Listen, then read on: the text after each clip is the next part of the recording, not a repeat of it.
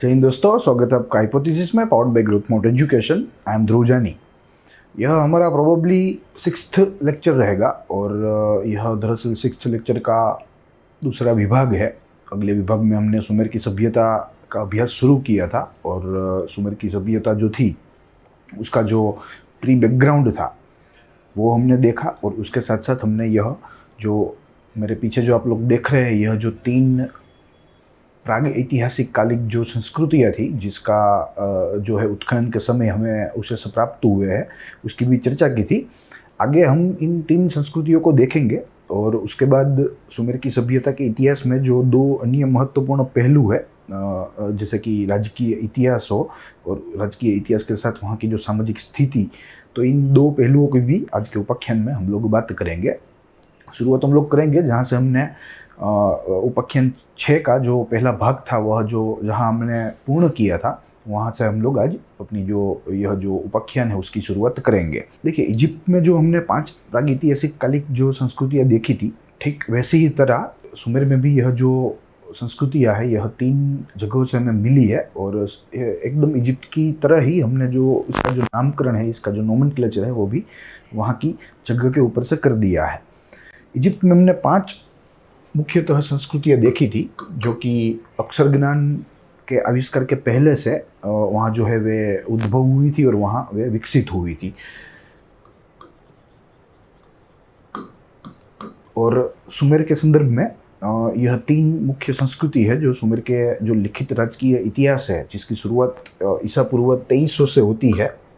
लगभग इजिप्ट के राजकीय इतिहास की शुरुआत के लगभग 1100 वर्षों के बाद।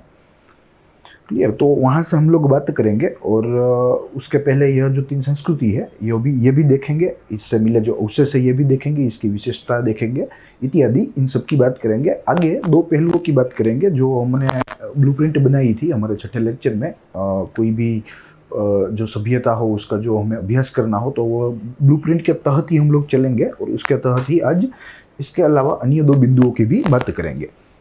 देखिए, सुमेर की जो प्रागैतिहासिक संस्कृति है, हमें सबको पता है कि प्रागैतिहासिक संस्कृति यानी कि अक्षर ज्ञान के पहले की संस्कृति। तो हमारे पास मूलभूत जो अवशेष होते हैं इतिहास को जानने के लिए उस जो आदि युग के, उस अर्ली टाइम्स के, वह मूलभूत तरीके से चीज वस्तुएं ही होती है। मकाने होते हैं, मकानों के खंडेर होते हैं या अन्य कोई स्थापत्य खंडेर होते हैं, वहीं से हमें इन चीज़ों का पता चलता है। और ये जो पुरातत्वविद होते हैं, जो आर्कियोलॉजिस्ट होते हैं, एक्सकवेशन करने के बाद, उत्खनन करने के बाद ये लोग उनके ऊपर जो सतह होती है, चीज़ वस्तुओं की जो सतह होती है, सतह के ऊपर जो कार्बन जमा हुआ होता है इतने वर्षों का, वह कार्बन का जो है अभ्यास करते हैं और उस अभ्यास से हमें पता चलता है कि अप्रोक्सीमेटली उस अभ्यास से हमें अंदाज आता है कि कितने वर्षों से या कितना सदियों से यह जो संस्कृति थी वह पहले बसी थी या पुरानी है। तो यह संस्कृति में भी कुछ ऐसा ही हुआ प्राप्त अवशेषों से। जो हमारे उत्खनन करता है, जो संशोधन करता जो लोग हैं, जो विद्वान है, इतिहासकार इत्यादि, तो इन लोगों ने कुछ निष्कर्ष निकाले हैं इन प्राप्त चीज वस्तुओं के ऊपर से, उसके ऊपर से संशोधन करके। और आज हम लोग उन लोगों के निष्कर्षों की भी बात करेंगे कि उन लोगों को क्या लगता है कि कितनी पुरानी थी, कितनी विकसित थी इत्यादि। देखिए, 3 मुख्य जगह से हमें यह जो पूरा का पूरा जो प्राग ऐतिहासिक कालिक जो समय है, जो सभ्यता थी उस समय की, उसके जो हमें प्रमाण है वह प्राप्त हुए है, उसके जो अवशेष है वह हमें प्राप्त हुए। देखिए, अगर सुमेर को हम यह सर्कल गिन लें हमारे दिमाग में सिर्फ याद रखने के लिए, वरना इसका जो मैप है वह थोड़ा अलग हो सकता है। तो यहाँ सबसे ऊपर और सबसे नीचे मुख्य नगर थे। एक सबसे नीचे था उर नामक एक नगर और यहाँ सबसे ऊपर था किश, KISH नामक एक मुख्य नगर। क्लियर? तो यह 2 मुख्य नगरों के बीच में पूरी जो सभ्यता है वह सभ्यता का उद्भव हुआ था और उसका विकास भी यही जगहों पर हुआ था। उर से थोड़ा ही अगर हम नॉर्थ ले लें, तो नॉर्थ वेस्ट अगर हम ले लें तो यहाँ उरुक बसा हुआ था, जहाँ से भी हमें प्राग ऐतिहासिक कालिक कई सारी चीज़ें मिली है, कई सारे अवशेष मिले हैं। तेल उबैद नामक जो जगह है वह दरअसल इधर कहीं है मध्य में तल अल उबैद। इसके स्पेलिंग पे हमें नहीं जाना है, हमें इसका जो प्रोनाउंसिएशन है वह अल उबैद ही करना है। तल उबैद भी कोई दिक्कत नहीं है, कोई उसमें आपत्ति नहीं है, मगर उसका जो परफेक्ट प्रोनाउंसिएशन है वह दरअसल अल उबैद है। और उसके नीचे कहीं यहाँ जमदत नास्त्र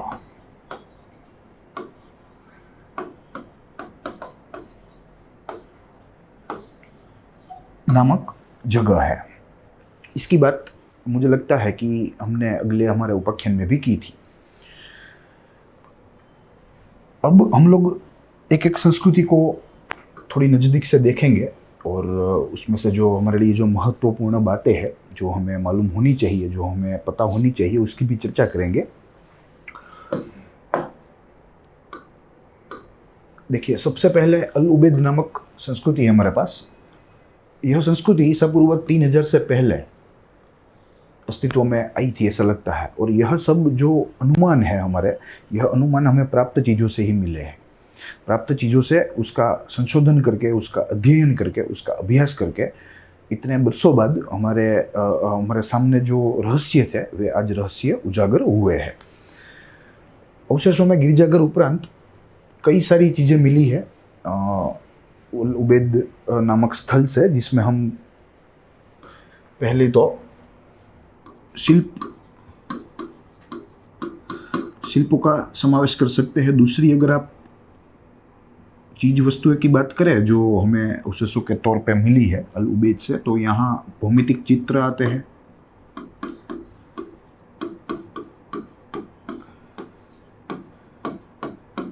भौमितिक चित्र के बाद महल के खंडेर आते हैं, महलों के खंडेर। उसके बाद मछली पकड़ने के औजार हमें मिले हैं। मछली पकड़ने के औजार के बाद यहाँ से हमें छोटी मिट्टी की पुतलियां मिली है। इसके अलावा हमें अन्य मिट्टी काम के नमूने भी प्राप्त हुए हैं।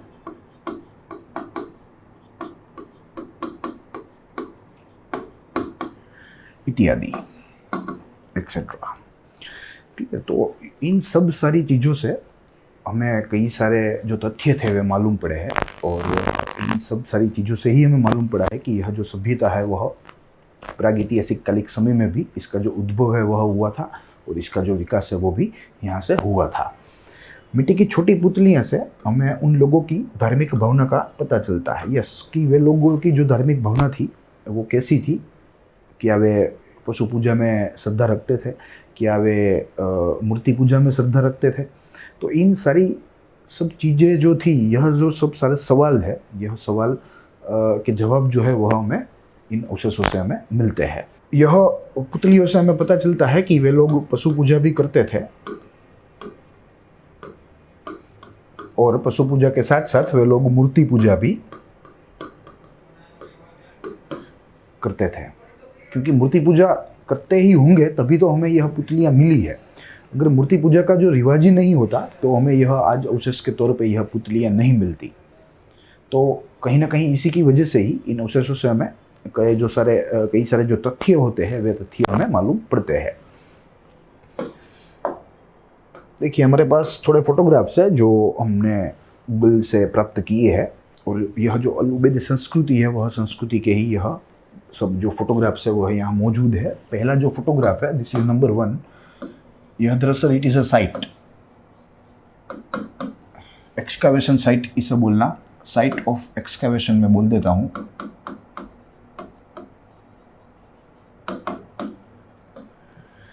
जहाँ से हमें यह सब सारी चीज़ें, बड़े अवशेष, छोटे अवशेष, सारी चीज़ें जो है हमें यहाँ से प्राप्त हुई है।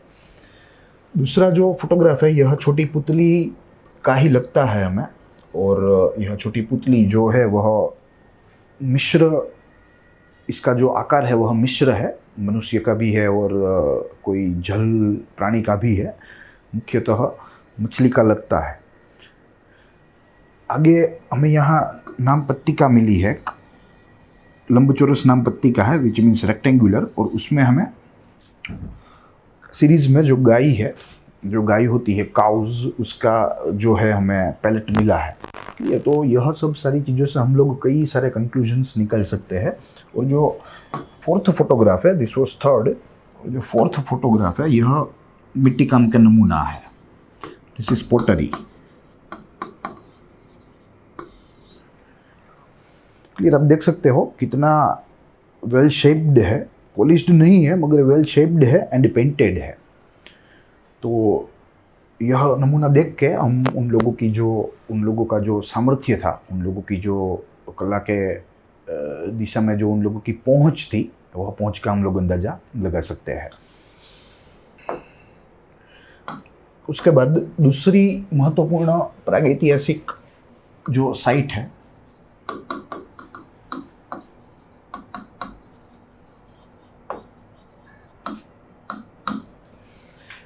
यह साइट उरुक की है। अगर आप सुमेर का नक्शा देखेंगे तो आपको दक्षिणतम जो प्रदेश है सुमेर का, पर्शियन गल्फ के एकदम समीप में, वहाँ पे यह जो शहर है वह बसा था। अगर हम प्राचीन समय के नगर राज्यों की बात करें तो मुझे लगता है कि यह जो उरुक है उसका जो नाम है वह प्रथम जो है लाइन में आना चाहिए। इतना बड़ा, इतना महत्वपूर्ण शहर रहा है। यहाँ की संस्कृति तुलनात्मक रूप से अलुबेद की संस्कृति से विकसित थी, यानी कि इट विल बी न्यू। समय के मैप में यह जो घटना है, यह जो संस्कृति है, उसका जो विकास है वह थोड़ा बाद में हुआ होगा अल उबैद की संस्कृति से। यहाँ हमें अनेक प्रकार के अवशेष प्राप्त होते हैं, यहाँ भी हमें अनेक प्रकार के अवशेष प्राप्त होते हैं, जैसे कि नाम पट्टिका है, जिसे नेम पैलेट हम लोग कह सकते हैं अंग्रेजी में। नाम पट्टिकाओं के साथ साथ खंडेर और उसके साथ साथ शिल्प, क्लियर, तो और इत्यादि एक्सेट्रा कई सारी चीजें हमें उरुक से भी मिली है।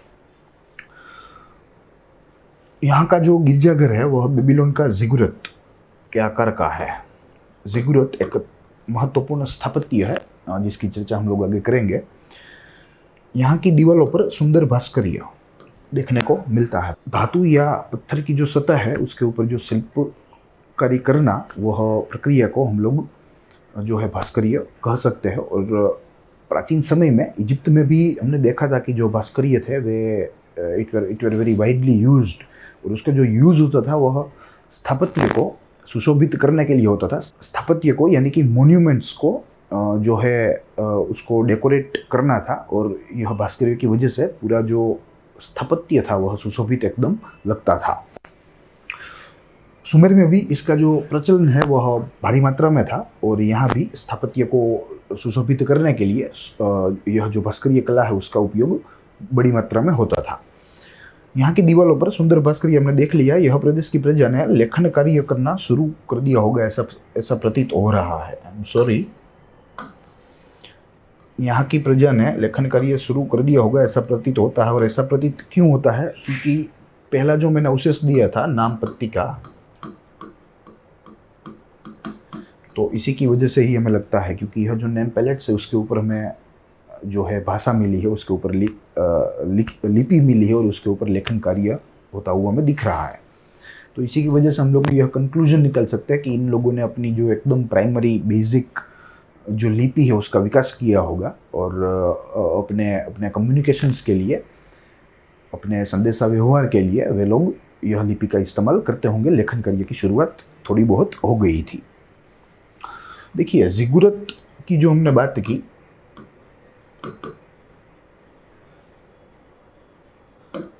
तो जिगुरत एक बहुत महाकाय स्थापत्य होते हैं, और प्राचीन जो मेसोपोटामिया है वह पूरे क्षेत्र में यह जो जिगुरत थे वे एकदम प्रख्यात थे, और उसके बाद इसकी जो ख्याति है वह पूरे विश्व में फैल गई थी।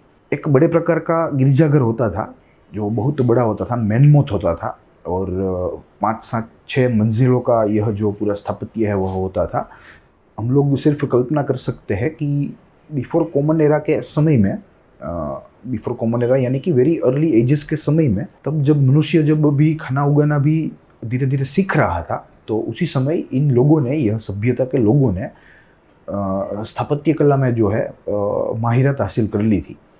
तो यह उसका एक गुण है और यह गुण हमें लेना चाहिए, और ये गुण जो है वह, उसकी जो नोट है वह पूरे विश्व को लेनी चाहिए। देखिए जिगुरत एग्जैक्टली मैंने आपके लिए यहाँ एक टेम्पलेट बनाए रखा है। आई होप कि आपको यह दिख रहा हो।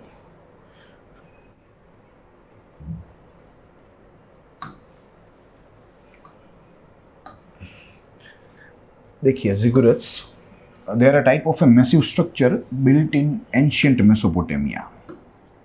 आपको मालूम ही है कि मेसोपोटामिया का जो विस्तार है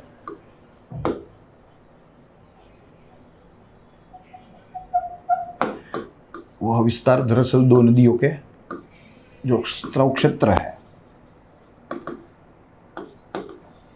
उसे कहा जाता है। और इसकी चर्चा जो है हमने पिछले हमारे उपाख्यान में की थी कि कौन सी दो नदियां हैं, और जो मेसोपोटामिया है वह दरअसल कौन सी भाषा का बेसिकली वर्ड है और इसका मीनिंग क्या होता है।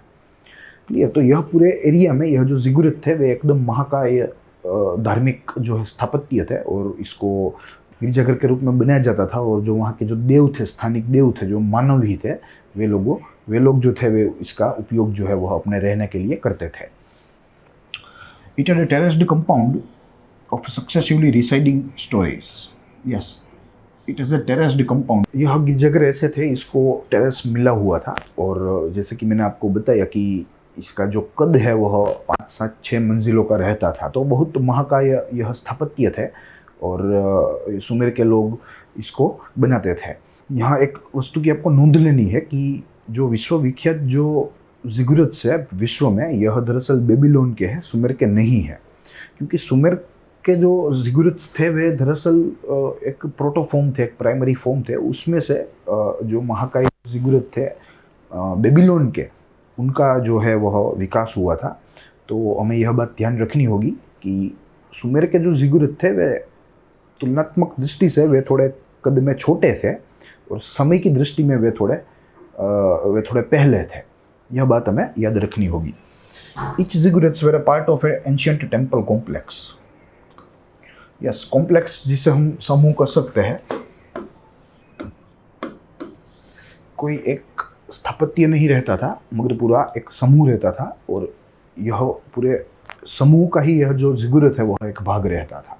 हालांकि था बड़ा, था महाकाय, तो इसीलिए पूरा जो समूह है वह इसके प्रभाव में था, उसके प्रभाव में आ गया था, और जिगुरत के नाम से ही लोग जो है वह जगह को जानने लगे थे, मगर यह एक समूह का भाग था। सम फेमस जिगुरट्स, ग्रेट जिगुरत ऑफ ऊर जो कि सुमेर का है, एंड जिगुरत ऑफ एक्वाकुफ जो कि आज के दिन बगदाद का है, वो भी सुमेर का हम लोग कह सकते हैं। हमारे पास 2 फोटोग्राफ्स है आपको थोड़ा इससे वाकिफ करवाने के लिए। देखिए यह कल्पना है और ऐसा फोटोग्राफ है, वहीं यह जो जिगुरत का फोटोग्राफ है यह ओरिजिनल है। तो आप लोग देख सकते होंगे इसकी साइज। यहाँ से सीढ़ियाँ है, दरअसल 2 सीढ़ियाँ 3 बाजू से हमें दिख रही है, और यहाँ पर पूरा टेरेस है। क्लियर? और यह टेरेस का जो यूज़ है वह धार्मिक उत्सवों के लिए वर्ष में 4, 5, 6 बार किया जाता था। सैकड़ों लोग जो है वे यहाँ जमा होते थे, और यहाँ से जो पूरा उत्सव है वह मनाते थे। क्लियर? तो ये रही जिगुरत की बात।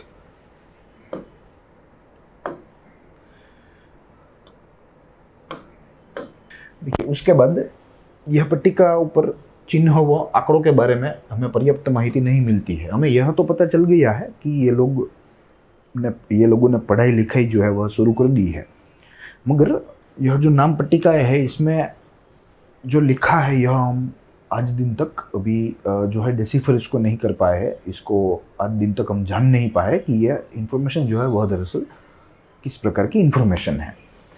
उन लोगों ने नलाकार मुद्राओं की भी शोध कर ली थी, विच मीन्स सेल। यहाँ से हमें तांबे की बर्छी का सिर भी मिलता है, तांबे की बर्छी का, which means they were in a metal as.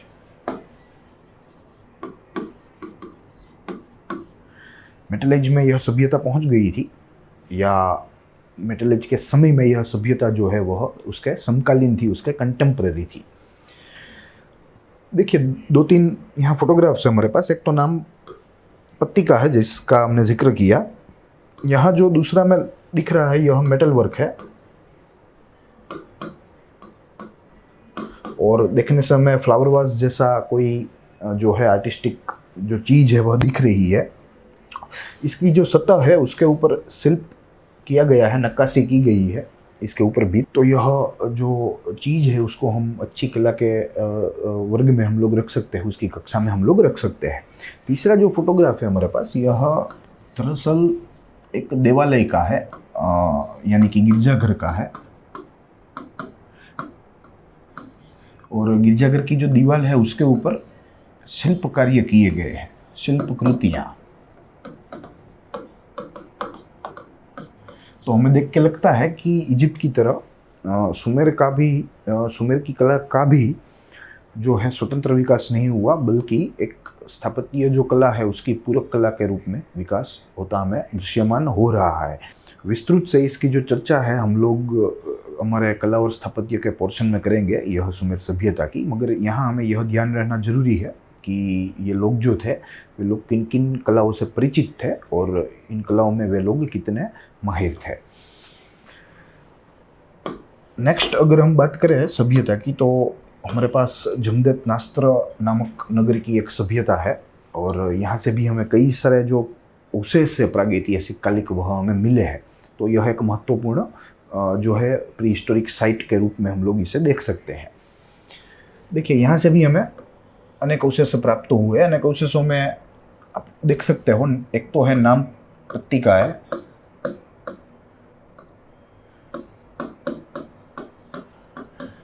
दूसरा है मिट्टी काम के नमूने, तीसरा हम लोग देख सकते हैं यहाँ आगे मिलेगा आरस के शिल्प। यहाँ छोटे में लिख दूं क्योंकि यह छोटे है, छोटे आरस के शिल्प। क्लियर हो? इसके अलावा हमें कई 1 या 2 खंडेर मिले हैं। तो कुल मिला के यह सब अवशेष है, और यह सब अवशेषों से हमें कई सारी चीज़ें हमें मालूम पड़ती है, हम कई सारे निष्कर्ष जो है वह निकाल सकते हैं। देखिए यह सब माटी काम के नमूने हैं। यह फोटो थोड़ा क्लियर नहीं है, इसके लिए मैं क्षमा चाहता हूँ, मगर यह जो दूसरा जो फोटो है यह क्लियर है, और इसकी जो कलाकृति है वो हमें दृश्यमान हो सकती है। इसकी सतह पर भी जो है चित्रकला का काम जो है वह किया गया है, चित्रकाम जिसे हम कह सकते हैं। ये नेम पैलेट्स है जो कि ओवल शेप्ड है, यानी कि लंब गोलाकार हम लोग कह सकते हैं। यह एक हमारे पास स्क्वायर शेप्ड जो है नेम प्लेट मौजूद है, जिसका जो शेप है वह एकदम स्क्वायर है, और इसके ऊपर कई सारी चीज़ें हैं जो अंकित की गई है। यहाँ से मिले आरस के शिल्प विश्व के प्राचीनतम शिल्प के नमूने माने जाते हैं। आरस के शिल्प विच मीन्स संगमरमर, इसे हम कह सकते हैं संगमरमर। देखिए 2 फोटो हमारे पास मौजूद है, दोनों ही एनिमल है। The one is like a bull and the another one is like elephant. Clear? तो यह 2 जो नमूने हैं वे भी संगमरमर के हैं, मार्बल के हैं, और ये नमूने भी हमें जमदत नास्त्र की जो प्रीहिस्टोरिक साइट है वहाँ से हमें प्राप्त हुए हैं। सुमेर का लिखित दस्तावेजी इतिहास ईसा पूर्व 2300 से शुरू होता है, विच मीन्स इजिप्ट के लिखित दस्तावेजी इतिहास से लगभग 1100 साल के बाद यह जो सुमेर है वहाँ लिखित जो इतिहास लेखन कार्य है वह एकदम सुगठित रीत से शुरू हुआ।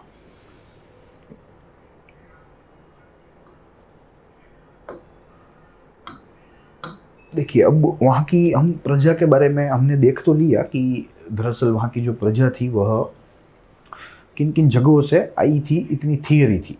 वह हमने लगभग हमारा जो उपाख्यान था छठा, उसके प्रथम भाग में देखा कि एक जो थियरी है वह कहती है कि मंगोलिया से आए थे, एक थियरी है वह कहती है कि अफ्रीकन कोर कॉन्टिनेंट में से इजिप्ट होकर यह सुमेर में गए, एक थियरी कहती है कि कोक्सस नामक प्रदेश या अर्मेनिया नामक प्रदेश में से यह जो प्रजा है वह आई थी।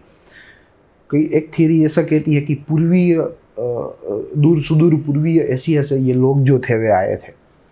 तो there are many different views, but जो हाईली एक्सेप्टेड है या हाईली जो है फॉलोड है, यह व्यू कहता है कि यहाँ के जो लोग थे वे एक तो ये मध्य एशिया से आए थे, विच मीन सेंट्रल एशिया से, जो अरबस्तान है वहाँ से आए थे।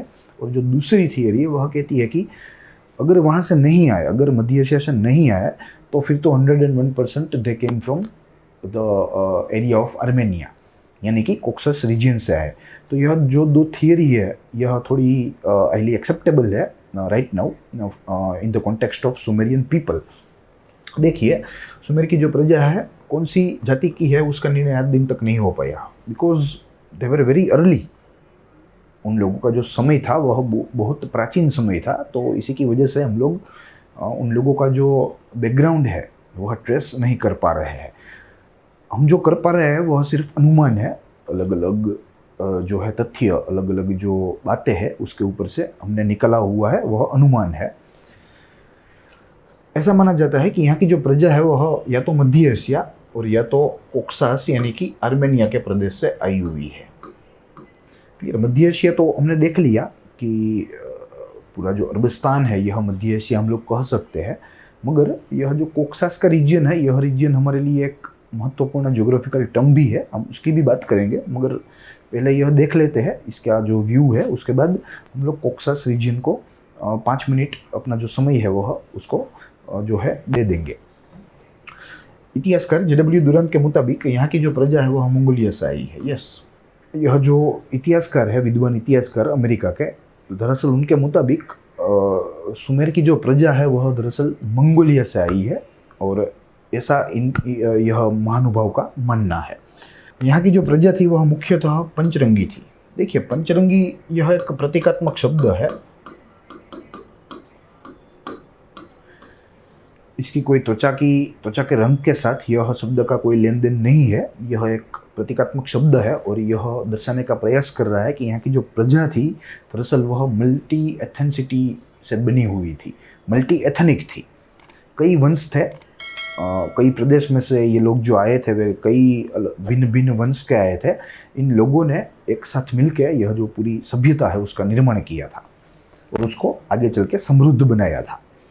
यहाँ के प्रदेश में से जो मानव कंकाल मिले हैं उससे हमें कई सारी बातें प्रतीत होती है, हम लोग कई निष्कर्ष निकाल सकते हैं, और यह निष्कर्ष में हम लोग उन लोगों का जो शारीरिक देखाव था वह देखाव के ऊपर हम लोग अनुमान लगा सकते हैं। ऐसा अनुमान लगा सकता है, देखिए, पहला कि वहाँ की जो प्रजा थी वह दरअसल वामन थी,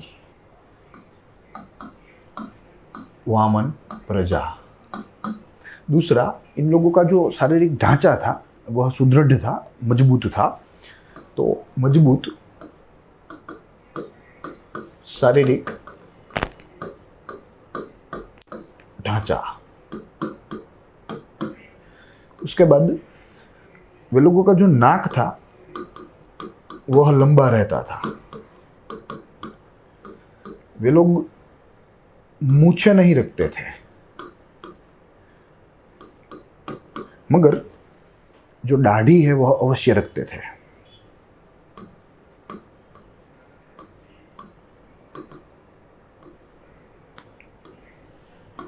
क्लियर? तो यह सब सारी चीजें हैं और यह चीजों के बारे में हमको यह सब जो अवशेष प्राप्त हुए इन अवशेषों से हमें पता चला है। आगे अगर हम देखें,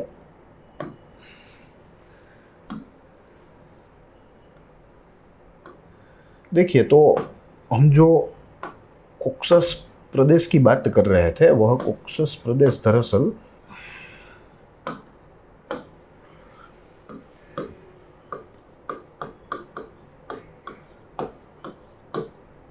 कॉक्सस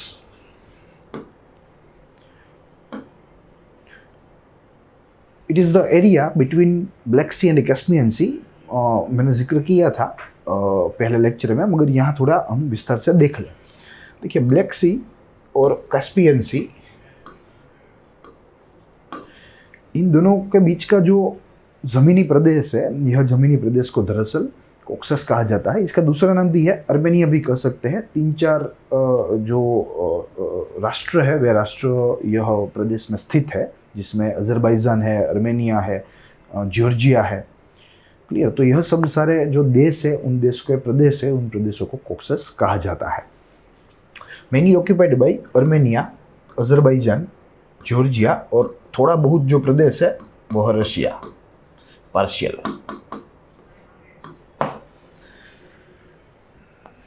क्लियर? तो यह पूरा जो प्रदेश है वह कॉक्सस का है। दोनों समुद्र हमें याद रखने हैं, एक तो कास्पियन समुद्र है और दूसरा जो है वह है ब्लैक सी, यानी कि काला समुद्र। अब अगर हम इसका फोटोग्राफ देखें और उसको समझने की कोशिश करें तो हमारे पास 2 फोटोग्राफ्स मौजूद है, और इन 2 में से एक जो है वह थोड़ा ब्लर है, मगर जो दूसरा है वह एकदम बढ़िया वाला है। दोनों का जो सोर्स है वह गूगल है। देखिए, पहला यह जो ब्लर है यह एशिया का है, और यह जो फोटोग्राफ मैंने लिया, क्योंकि हमें स्थान जो स्थिति भान है, जो स्थान का जो भान है वह हमें होना ज़रूरी है। तो पहले एशिया में देख लेते हैं कि एग्जैक्ट कौन से प्रदेश की बात है, फिर उसके बाद वह प्रदेश को फर्दर जूम करेंगे। देखिए, ये मध्य एशिया है, यह भी पूरा एशिया नहीं है, मध्य एशिया है। और मध्य एशिया में भी मध्य की जो भूमि है, जो यह भूमि, हम दरअसल उसकी बात कर रहे हैं। सुमेर की जो सभ्यता है वो यहाँ कहीं बसी हुई है। क्लियर? यह जो समुद्र आपको दिख रहा है, यह समुद्र ब्लैक सी है, ब्लैक सी, और यह जो समुद्र है यह समुद्र कैस्पियन सी है। तो इन दोनों की बीच का जो प्रदेश है, यह जो प्रदेश है, यह प्रदेश को कॉक्सस प्रदेश कहा जाता है। क्लियर? अब इसको थोड़ा हम जूम करेंगे। दूसरे फोटो में जूम्ड ही है हमारे लिए, मगर अगर हमें इसको मध्य में लेना है तो हमें फर्दर थोड़ा जूम करना पड़ेगा। देखिए, यह ब्लैक सी है और यह जो प्रदेश है वह पूरा कैस्पियन सी है। तो ये जो पूरा का पूरा प्रदेश है,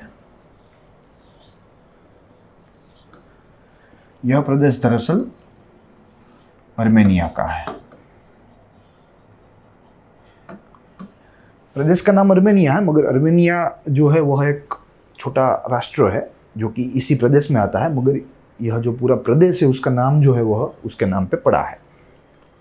देखिए, यह अर्मेनिया है जो कि अजरबैजान के बाजू में है, और हाल ही में इन दोनों के बीच में भी संघर्ष चल रहा है सीमा विवादों को लेकर। क्लियर? तो यह प्रदेश की ही बात है और यह प्रदेश को कॉक्सस कहा जाता है। तो यह हमारा जो प्रश्न है वह करंट अफेयर्स का भी हो सकता है, तो यह हमें याद रहना ज़रूरी है, हमें याद रहना चाहिए।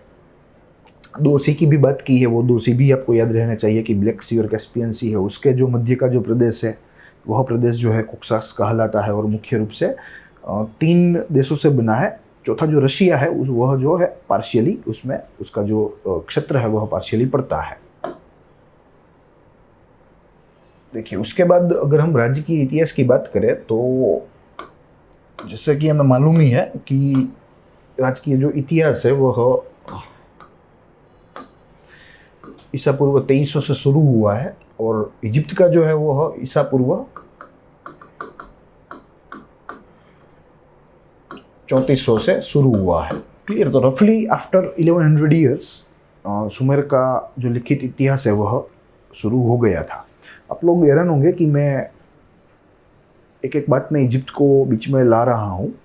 हालांकि इजिप्ट का जो विभाग था वह हमने ख़त्म कर लिया है, मगर देखिए, अगर आपको याद रखना है, यह सब सारी चीज़ें हैं, यह याद रखनी है, तो आपको तुलनात्मक जो है, आपको अप्रोच जो है, तुलनात्मक अप्रोच वह आनी होगी। और अलग अलग देशों की अलग अलग सभ्यताओं की जो तुलना है, जो कंपैरिजन है, वह आपको अपने आप ही करनी होगी। तभी आपको यह सब जो भेद है इन सभ्यताओं में वह मालूम पड़ेंगे, वह याद रहेंगे। क्लियर। अभी तो हमने एक ही सभ्यता पूर्ण की है जो कि इजिप्ट की है, इसलिए हम उसकी बात कर रहे हैं। मगर थोड़े लेक्चर्स के बाद जब हम लोग सिंधु में खड़े होंगे तो यह सभी को हम लोग पढ़ के वहाँ पहुँचे होंगे, तो at that point of time हम लोग सारी सभ्यताओं के जो मुद्दे हैं उसको कंपेयर करेंगे। नॉट ओनली इजिप्ट, हम लोग इजिप्ट की बात करेंगे, मेसोपोटामिया की साथ में बात करेंगे, मेसोपोटामिया में अक्कड़ की बात करेंगे, सुमेर की बात करेंगे, बेबीलोन की बात करेंगे, चाइना की हुआंग ही जो सभ्यता है उसकी भी बात करेंगे, उसका भी रेफरेंस लेंगे। क्लियर। तो इसी तरह कंपैरेटिव जो अप्रोच है वो हमें जो है डेवलप करना होगा। और यूपीएससी जो है मुख्यतः यूनिवर्सिटीज़ एग्ज़ाम्स में तो फिर भी डायरेक्ट क्वेश्चंस पूछ लेते हैं कि आप लोग ऐसे लिख दीजिए, कोई भी सामाजिक स्थिति हो या धार्मिक स्थिति हो या राजतंत्र हो, कोई भी प्राचीन सभ्यता का। मगर UPSC is not like that. वे लोग आपको, आपका कॉन्सेप्ट कितना क्लियर है वे लोग वह जानेंगे, आपके पास माहिती कितनी है उससे उन लोगों को कोई फ़र्क नहीं पड़ता। आपका कॉन्सेप्ट एकदम परफेक्ट होना चाहिए। माहिती तो क्या है, आज के समय गूगल भी दे देता है। क्लियर। तो आपका कॉन्सेप्ट रीच होना चाहिए, और यह जो आपका कॉन्सेप्ट है वह कंपैरिजन करने से ही जो है स्ट्रॉन्ग बनेगा, उसके बिना आप लोग याद नहीं रख पाएंगे। ये तो दैट इज़ वाई मैं ईच एंड एवरी मुद्दे पे मैं इजिप्ट की बात फिर से कर रहा हूँ। तो इसलिए कर रहा हूँ कि आपको भी अप्रोच जो है वह कंपेरेटिव बनाना है, आपको भी दो चीज़ों के बीच में तुलना जो है वह अपने आप से करनी है, उसको एनालिसिस करना है। उसके बाद यहाँ का जो शुरुआती इतिहास है वह दरअसल कवियों के द्वारा, वहाँ के जो प्राचीनतम पोएट्स थे उनके द्वारा और चरवाहों के द्वारा, जो कि नॉर्मैड्स थे, उन लोगों के द्वारा लिखा गया है। तो दरअसल यह एक प्रकार का आनुवंशिक वृत्तांत से हम लोग कह सकते हैं, कवि और चरवाहों के द्वारा, पोएट्स और नॉर्मैड्स के द्वारा, नॉर्मैड्स। उसके बाद कवियों द्वारा लिखी गई दंत कथा में जल प्रलय की बात आती है। यस, सुमेर के इतिहास में यह बात महत्वपूर्ण है। जल प्रलय की बात आती है, एकदम मैसिव फ्लड्स की बात आती है। सुमेर का किसी भी हम प्राचीन इतिहास देख ले, प्राचीन साहित्य देख ले, सभी में यह जो जल प्रलय की बात है उसके ऊपर बल दिया गया है। तो कुछ ना कुछ जो है प्रागैतिहासिक काल में हुआ होगा, तभी तो सभी साहित्य में जो है यह जल प्रलय की बात आती है। जल प्रलय के पहले कहा जाता है कि सुमेर में लगभग 8 शहर जो थे वे बसाए गए थे, और फ्लड्स के कारण, यह प्रलय के कारण उन 8 शहरों का जो है वह नाश हुआ था, ऐसा कहा जाता है। यह लिखित राजकीय इतिहास जो शुरू हुआ उसके इमीडिएट पहले ही, ऐसा माना जाता है अकॉर्डिंग टू द लिटरेचर। यानी कि it is a myth of that Sumerian people. वहाँ उन लोगों की एक मिथ है, एक मिथक है। सुमेर की दंत कथा में स्वर्ग एवं महा जल प्रलय की बात आती है। स्वर्ग एवं महाजल प्रलय, yes, which means heaven, hell and a flood.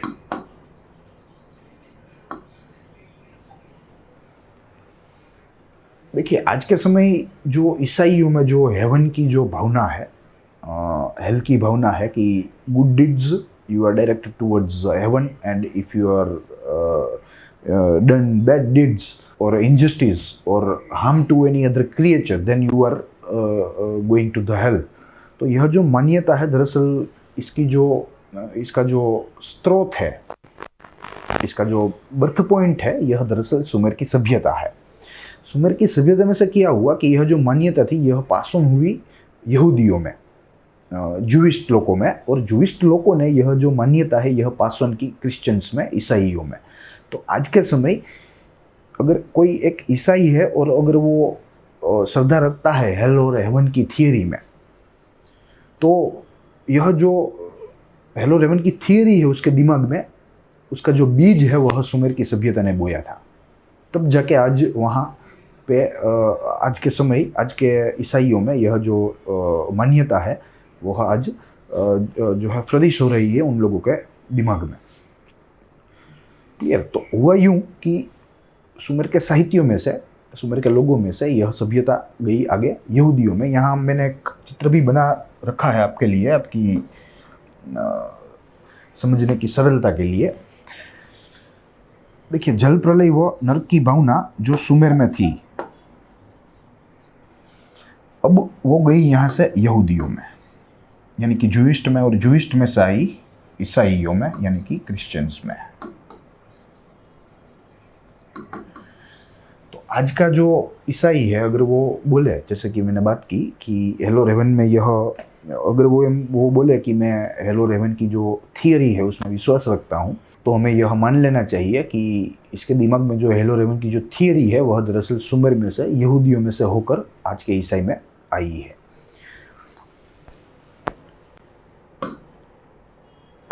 उसके बाद सुमेर के इतिहास का स्रोत, कई स्रोत है, मगर जो मुख्य है, यह स्रोत हमने यहाँ दे रखे हैं आपको। एक तो है अनुश्रुतिक वृत्तांत, जो अनुश्रुति में से हमें मिले हैं, कई सारी अनुश्रुतियाँ मिली है। दूसरा जो है राजाओं की नामावली। तीसरा भविष्य कथन करते पुस्तक, और जो चौथा है वह है कुछ शिलालेख, यानी कि स्टोन इंस्क्रिप्शंस। देखिए, यह जो राजाओं की नामावली है, यह दरअसल नेम पैलेट के ऊपर से मिली है हमें।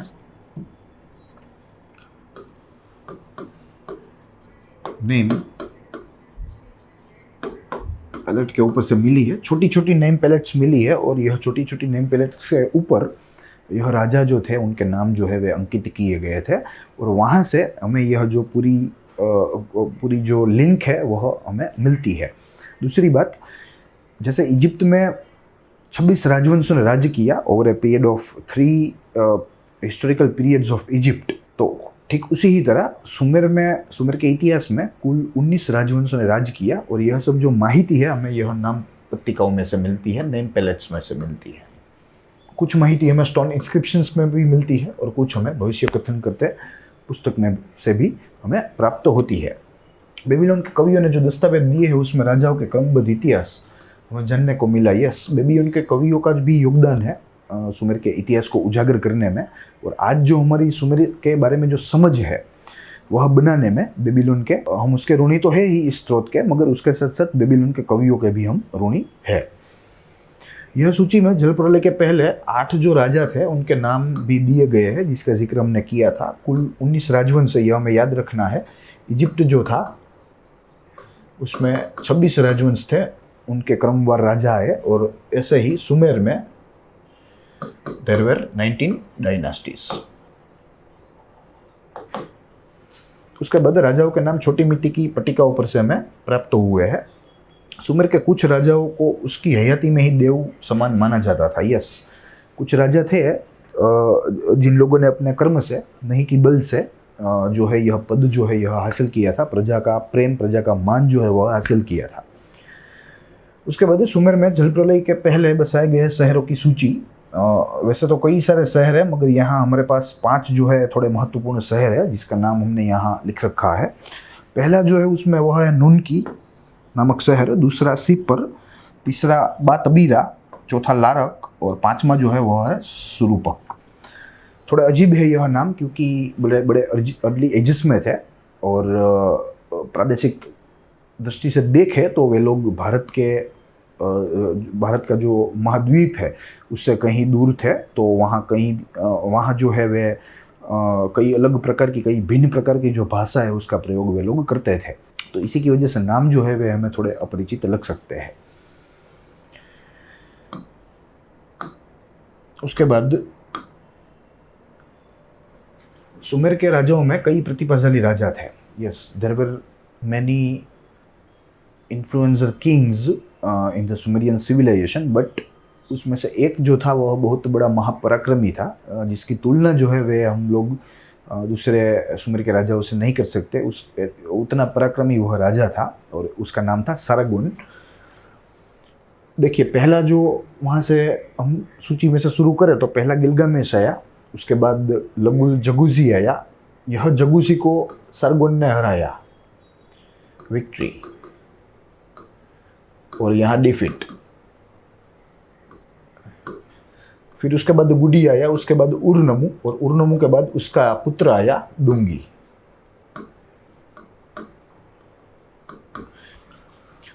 देखिए, सुमेर का जो प्रदेश है वह लगुल जगीजी जो है वह दरअसल आखिरी राजा था, लास्ट किंग।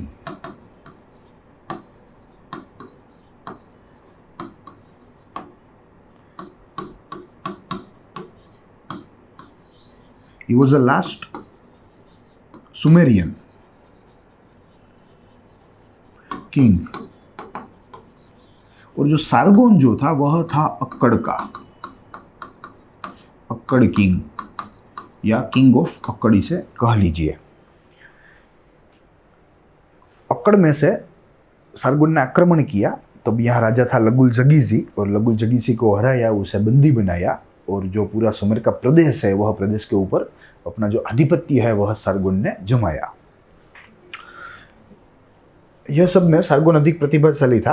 अगेड नामक शहर में राजधानी स्थापी। यह हमारे लिए थोड़ा महत्वपूर्ण है। अगेड, उसने सुमेर में अनेक प्रदेशों को जीत लिया। यह सुमेर के अनेक प्रदेशों को जीत लिया। जो महान राजा कहलाता था सुमेर का लगुल जगीजी, उसको भी हराकर उसको भी जो है बंदी बना लिया। सारागोन ने सुमेर के लगुल जगूजी को हराया। इतिहास में बहुराष्ट्रीय साम्राज्य स्थापित करने वाला यह पहला राजवी था। यह बहुत महत्वपूर्ण मुद्दा है। दरअसल मल्टी नेशन जो स्टेट है उसकी जो थियरी है, या मल्टी नेशन एम्पायर है वह कहना थोड़ा उचित रहेगा। मल्टी नेशन एम्पायर की जो थियरी है वह दरअसल सारगोन ने पूरे विश्व को दी। उसके पहले जो एम्पायर्स थे वे एकदम लिमिटेड टू स्टेट थे, लिमिटेड टू स्मॉल एरियाज थे, मगर अंतरराष्ट्रीय जो साम्राज्य था वह किसी ने बनाया नहीं था। अलेक्जेंडर तो बहुत बाद में आया, लगभग 2000 वर्ष बाद आया सारागोन के, और तब उसने मल्टी जो नेशन है एम्पायर उसका जो है निर्माण किया था, मगर 2000 साल बाद सारगोन के। तो ये मुख्य मुद्दा है, और विश्व को दी गई हुई भेंट में, सुमेरियन सभ्यता के द्वारा विश्व को दी गई हुई भेंट में हम लोग इसका जो है समावेश कर सकते हैं। यहाँ मैं लिख सकता हूँ इंग्लिश में मल्टी नेशनल एम्पायर।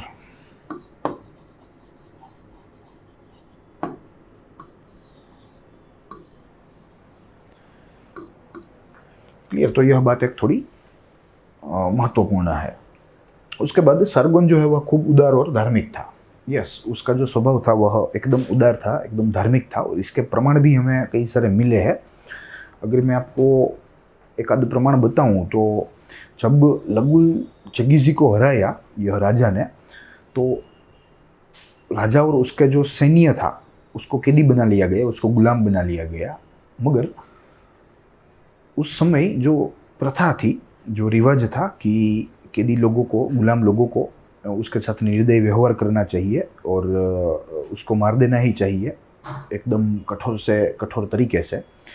तो यह सारगोन ने एकदम विरुद्ध जो है अपना वर्तन किया, और सारगोन ने यह जो युद्ध कैदी थे, यह युद्ध कैदियों के साथ एकदम दया भाव वाला जो है वर्ताव किया। उन लोगों को माफ़ी भी दे दी, और उसके बाद उन लोगों का जो धर्म था उसका भी जो है मान रखा, और उन लोगों को अपना जो धर्म है वह जो है आगे रखने की अनुमति भी दे दी।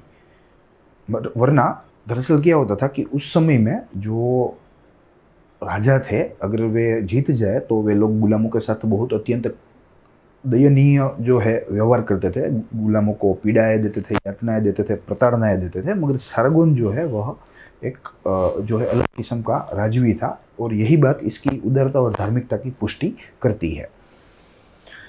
उसके बाद अपने राज्य में अनेक गिरजाघरों का निर्माण करवाया। यस, धार्मिक तो था ही, तो अपने राज्य की जो धनराशि है वो भी सदकार्यों में, सदुपयोग में लेता था। निपुर और लील के गिरजाघर भव्य थे जो उनके द्वारा बनाए गए थे, सारगोन के द्वारा। उर के गिरजाघर का नवीनीकरण करवाया, विच मीन्स रिनोवेशन करवाया, और उर के देव को अपनी जो पुत्री है वह देवदासी के रूप में अर्पण कर दी। देखिए, तो यहाँ से भी हमें यह राजा की जो धार्मिकता है उसके बारे में पता चलता है कि कितना धार्मिक होगा। और यहाँ से हमें दो तीन चीज़ें और भी पता चलती है कि वहाँ का जो समाज था उसमें जो देवदासी प्रथा थी वो भी स्वीकार्य थी। अगर स्वीकार्य नहीं होती, अगर अवैध होती, अगर लीगल नहीं इलीगल होती, एक्सेप्टेबल नहीं अनएक्सेप्टेबल होती, तो मुझे लगता है कि यह जो राजा है वह अपनी बेटी को देवदासी के रूप में अर्पित नहीं करता शायद। क्लियर। मगर यह राजा ने किया, ऐसा उल्लेख है हमारे पास। तो इस समय हम लोग यह कंक्लूड कर सकते हैं, यह निष्कर्ष निकाल सकते हैं कि यह जो राजा है या वहाँ की जो प्रजा है, वह प्रजा में देवदासी प्रथा जो थी वह स्वीकारनीय थी। उसके बाद यहाँ एक हमारे पास पोर्ट्रेट है, यह देखना थोड़ा ज़रूरी है, और यह पोर्ट्रेट सारगोन का है। आप देख सकते हो हथियार बंद है, और यह पिक्चर को देख के लगता है कि उसने बख्तर भी पहना है दुश्मन के वार से बचने के लिए। क्लियर। और यह एक पराक्रमी राजा था। आगे एक जगुल जगूसी का भी फोटो है हमारे पास। देखिए, यह लगुल जगीजी है, उसके हाथ में भी हथियार है, यह उसके हाथ है, और इसके ऊपर भी एक हथियार पड़ा हुआ है, जैसे किसी ने उसके सर पर मारा हो। और संभवतः ऐसा लगता है कि यह जो फोटो है, यह फोटो उस युद्ध के दरमियान ही है जिस युद्ध में सारगोन के हाथों यह राजा जो है वह हारा। क्लियर। यह युद्ध की यह तस्वीर है, ऐसा हमें लगता है। और इसका जो मुंह है, यह मुंह नीचे करके जो है क्षमा मांगने के पोस्चर में यह जो आदमी है और यह जो राजा है यह खड़ा है सारगोन के सामने। सारगोन का हथियार उसके सर पे है, इसका हथियार उसके खब्बे पे है। क्लियर। यहाँ आप लोग देख सकते हो, यह दाढ़ी है, यह बाल है, यह कान है, यह आँख है, और यह नाक है। क्लियर। तो यह लगुल जगीसी का है, संभवतः ऐसा हमें लगता है। देखिए, अब उसके बाद राजतंत्र की बात करेंगे। राजकीय इतिहास तो हमने देखा कि कहाँ से शुरू हुआ था और कितने टोटल राजवंश थे, और जो है उन लोगों ने कैसे राज्य किया, कौन कौन से महापराक्रमी थे, कौन कौन से पराक्रमी थे तो उन लोगों का क्या काम था, उन लोगों का स्वभाव कैसा था, इतनी बात की हमने। आगे हम लोग राजतंत्र की बात करेंगे कि राजतंत्र जो था वहाँ का, विच मीन्स पब्लिक एडमिनिस्ट्रेशन या जो है पॉलिटिकल एडमिनिस्ट्रेशन, वह कैसा था उसकी बात हम करेंगे। देखिए, शुरुआती अक्कड़ व सुमेर का प्रदेश, छोटे छोटे नगर राज्य, सिटी स्टेट्स। बहुत महत्वपूर्ण यह टॉपिक है, क्योंकि कोई भी साम्राज्य हो, वह साम्राज्य बाय बर्थ कभी बड़ा नहीं हो सकता, बाय बर्थ कभी जो है यूज नहीं हो सकता। इसका जो बर्थ है वह एकदम छोटा सा ही होगा, उसके बाद उसका जो एक्सपांसन है वह हुआ होगा। तो इस केस में भी यही हुआ। अक्कड़ के केस में ले लो या सुमेर के केस में ले लो, अक्कड़ की बात हम लोग अक्कड़ में करेंगे, मगर भौगोलिक दृष्टि से एकदम समीप में है यह जो विस्तार है सुमेर के। तो इसके इतिहास में भी अक्कड़ के प्रदेश का, अक्कड़ के राजाओं का, अक्कड़ की प्रजा का प्रभाव है। तो कहीं कहीं बार हमें यहाँ रेफरेंस में लेना होगा, मगर पूर्णतः अक्कड़ की जो बात है वो हम लोग जब अक्कड़ की बात करेंगे तब उसके लेक्चर में हम लोग करेंगे। प्रत्येक नगर राज्य की स्वतंत्र राजधानी थी। क्लियर। प्रत्येक नगर की स्वतंत्र राजधानी थी। स्वतंत्र राजधानी ही नहीं थी, इन लोगों का स्वतंत्र राजा भी था। स्वतंत्र राजा तो स्वाभाविक है, स्वतंत्र राजा जो था तो उन लोगों का जो तंत्र है वो भी स्वतंत्र ही होगा, इन लोगों के कानून कायदे हैं वो भी स्वतंत्र ही होंगे। ये तो ठीक ऐसा ही था। छोटे छोटे नगर राज्य थे, वे सब अपनी तरीके से जो शासन प्रशासन है वे चलाते थे। यह राज्य के सत्ताधीश राजा पतेसी या पादरी यानी कि पुरोहित यानी कि धर्मगुरु यानी कि क्लर्जी आप कह सकते हैं।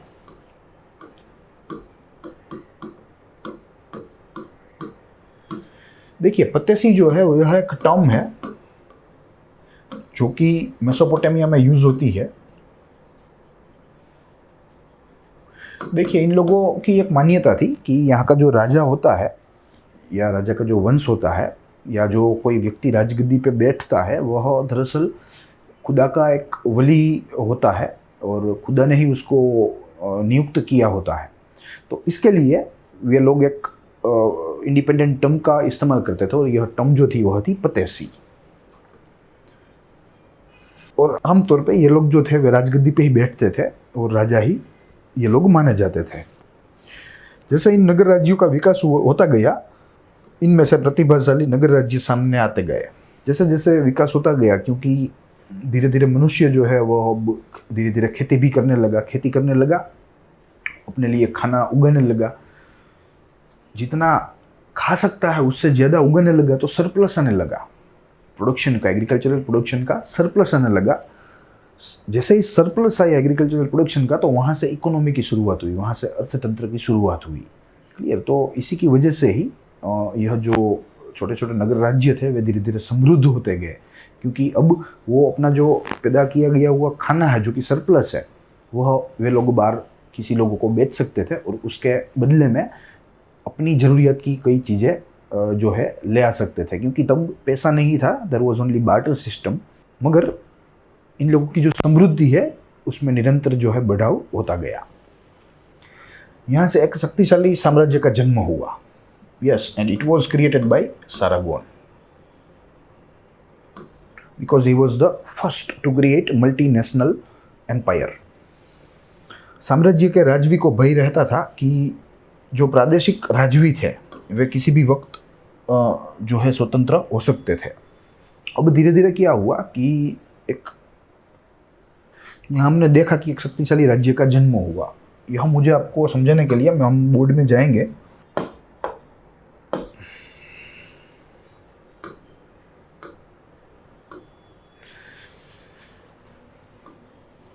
देखिए, यह एक प्रदेश है। पहले छोटे छोटे नगर राज्य थे, these all are city states। अब कोई एक प्रभावक राजा ने, कोई एक शक्तिशाली राजा ने यह सब एक कर दिया है, एक डोरी से इन सब छोटे छोटे राज्यों को बांध दिया।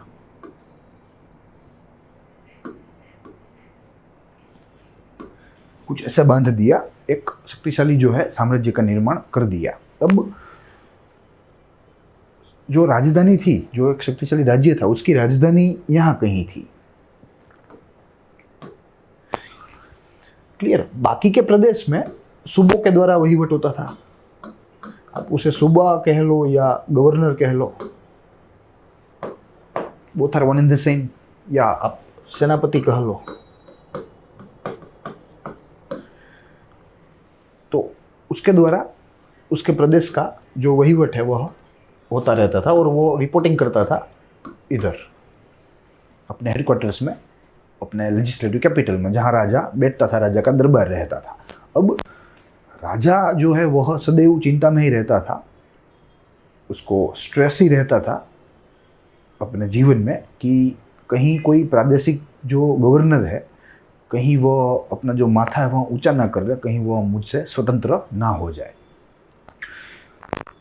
यह डर से बचने के लिए राजा को क्या करना पड़ता था? राजा को परमानेंट आर्मी,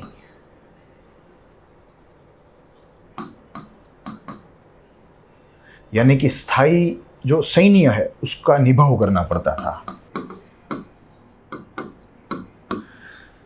परमानेंट आर्मी का निभाव करना पड़ता था और इसकी वजह से जो धनराशि थी, जो राज्य की धनराशि थी, जो कि प्रजा के कर से आती थी, वह इसमें खर्च हो जाती थी, क्योंकि राजा के पास इसके अलावा दूसरा कोई चारा नहीं था। अगर राजा दुर्बल बने, थोड़ी सी भी शक्ति राजा की क्षय हो, थोड़ी सी भी शक्ति में गिरावट आए राजा की शक्ति में, तो तुरंत ही यह जो प्रादेशिक सूबे थे वे सूबे अपने आप को स्वतंत्र घोषित कर देते, अपना स्वतंत्र राज्य जो है वे वहाँ स्थापित कर देते।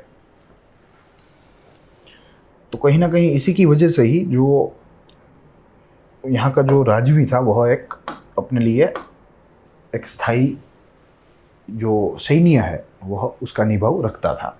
हमारे पास दो फोटोग्राफ्स है और दोनों ही फोटोग्राफ्स जो वहाँ की जो प्राचीनतम सुमेरियन सभ्यता या प्राचीनतम अकड़ियन सभ्यता के जो नगर राज्य थे, वे नगर राज्य हमें यह मैप के ऊपर देखने को मिलेंगे।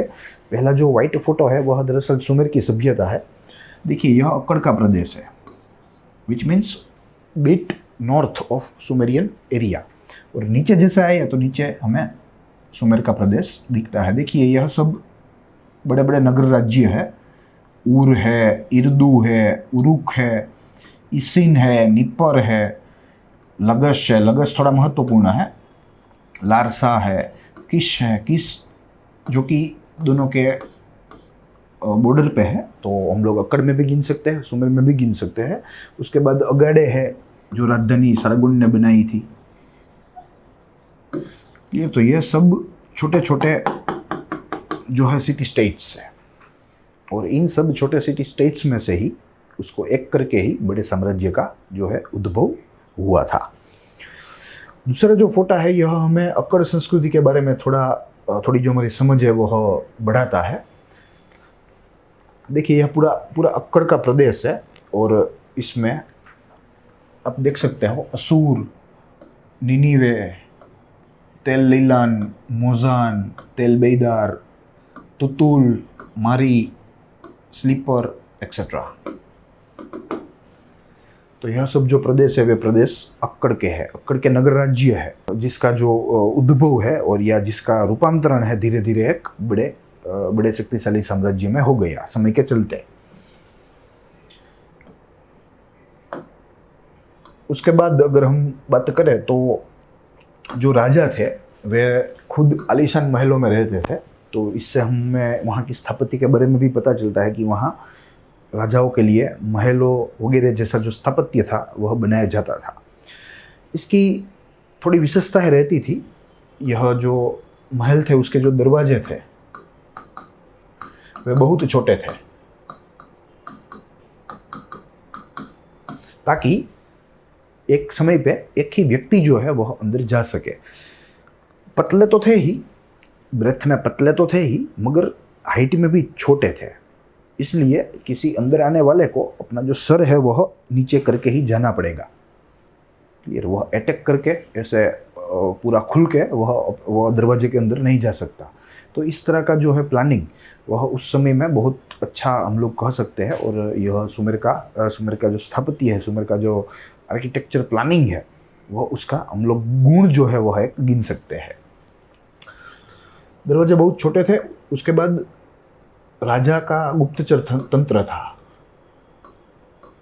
गुप्तचर तंत्र जो कि व्यवस्थित था, बहुत अच्छा था। राजा का गुप्तचर तंत्र जो 2-3 चीज़ों का ख्याल रखता था। एक तो प्रादेशिक सूबों में कोई विद्रोह नहीं कर रहा, कोई विद्रोह की योजना नहीं बना रहा, एक उसका रिपोर्टिंग जो है वह राजा को होता था गुप्तचरों के द्वारा। दूसरा, राजमहल में आए हुए मेहमानों के ऊपर गुप्तचर जो थे वे एकदम करीब से नज़र रखते थे, उन लोगों की बॉडी लैंग्वेज को जो है देखते थे, और कहीं भी राज्य या राजा को हानि पहुँचे ऐसा कोई वर्तन हो, ऐसी कोई बात हो मेहमान के बारे में, तो वे लोग राजा को उससे सावधान करते थे। और तीसरा, राजा जो था अपना उसका एक पर्सनल गिरजाघर था देव की साधना करने के लिए, देव की उपासना करने के लिए, और वो महल में ही रहता था, और महल में ही वह गुप्त स्थान पर रहता था। महल में काम करने वाले लोगों को भी बहुत कम लोगों को ही पता रहता था कि राजा का जो गुप्त गिरजाघर है अपने राजा को भक्ति करने के लिए एकदम शांति से, वह महल में भी कहाँ है वो भी किसी को पता नहीं रहता था। तो गुप्त देवालय राजमहल में ही।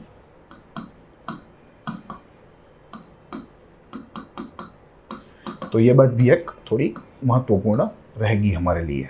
उसके बाद राजा जो है वह शौर्य का प्रतीक माना जाता था। Yes, he was apex in state. सर्वसत्ताधीश माना जाता था राजा को भी। उसके बाद राजा लश्कर का भी बड़ा था। देखिए, लश्कर जो है सुमेर का यह थोड़ा सुगठित था, जिसकी मैंने बात की, क्योंकि जो एक केंद्रीय जो राजा रहता था उसको एक सदैव परेशानी रहती थी, एक सदैव डर रहता था उसके दिमाग में कि कहीं ये प्रादेशिक सूबे जो है वे विद्रोह ना कर दे। तो इसी की वजह से सुमेर के राजतंत्र में जो लश्कर है वह एक उसका दूसरा हाथ ही था, सुमेर के राजतंत्र का, तो यहाँ यह सभ्यता में लश्कर का महत्व जो है वह कई गुना ज़्यादा है। उसके बाद युद्ध मुख्यतः व्यापारी मार्ग व धातु की खान खदान के प्रदेशों के आधिपत्य के लिए होता था। Very good. देखिए अब समय थोड़ा घुमा है। यहाँ से भी अगर हम प्राचीन में जाए तो युद्ध होते थे कोई भौगोलिक प्रदेश के ऊपर अपना आधिपत्य जमाने के लिए। और क्यों आधिपत्य जमाना चाहते थे? खाने के लिए। मगर अब यह जो बेसिक जो हमारी नीड है वह हम पूरी कर सकते हैं due to advent of agriculture and animal husbandry. Clear. तो अब हमारा जो प्रश्न है वह थोड़ा बड़ा हुआ। अब हमें व्यापारी मार्ग चाहिए, हमें व्यापार करना है, हमारा जो सरप्लस एग्रीकल्चरल प्रोडक्शन है वह एक जगह से दूसरी जगह पहुंचाना है सेफली। वहाँ से बार्टर में ज़रूरी चीज़ वस्तुएं लेनी है। उसके बाद धातुओं की खान। धातु युग में प्रवेश यह बात दिखा रहा है कि लोग जो है वे लोग परिचित हो गए कि अरे वाह, यह जो धातु है उससे हम जो है कई सारी चीज़ें जो है अपनी कई सारी जो अपनी नीड्स है उसको संतुष्ट कर सकते हैं। हम लोग हथियार भी धातु से बना सकते हैं, हम लोग आभूषण भी धातु से बना सकते हैं, हम लोग बर्तन भी धातु से बना सकते हैं। क्लियर। तो इसी की वजह से ही जैसे जैसे समय चलता गया वैसे वैसे हमारा जो उद्देश्य था वह उद्देश्य भी जो है उसमें भी फेरफार जो है वे आते रहे।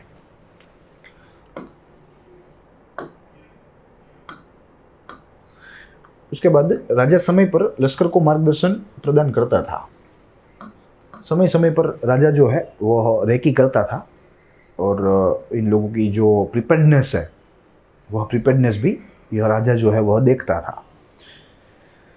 युद्ध में हारे हुए राजा और उसका सैन्य को गुलाम बन के अपना जो जीवन है वह व्यतीत करना पड़ता था। यह गुलामी प्रथा जो थी उस समय वह बहुत दयनीय थी। इजिप्ट में भी थी और सुमेर में भी थी, आगे अन्य जो सभ्यता है उसमें भी थी, अक्कड़ में भी थी, बेबीलोन में भी थी। इनफैक्ट अंटिल 1775 अमेरिका में भी जो है गुलामी प्रथा प्रचलित थी। अमेरिकन रिवॉल्यूशन के बाद हालांकि उसके ऊपर जो है पर्दा गिर गया, मगर तब तक कोई ना कोई रूप में यह जो प्रथा थी वह जीवित थी। इस समय से युद्ध में जीत के बाद राजा अपने बहादुर योद्धा और सरदारों को सौगात देता था। यह थोड़ा महत्वपूर्ण मुद्दा है।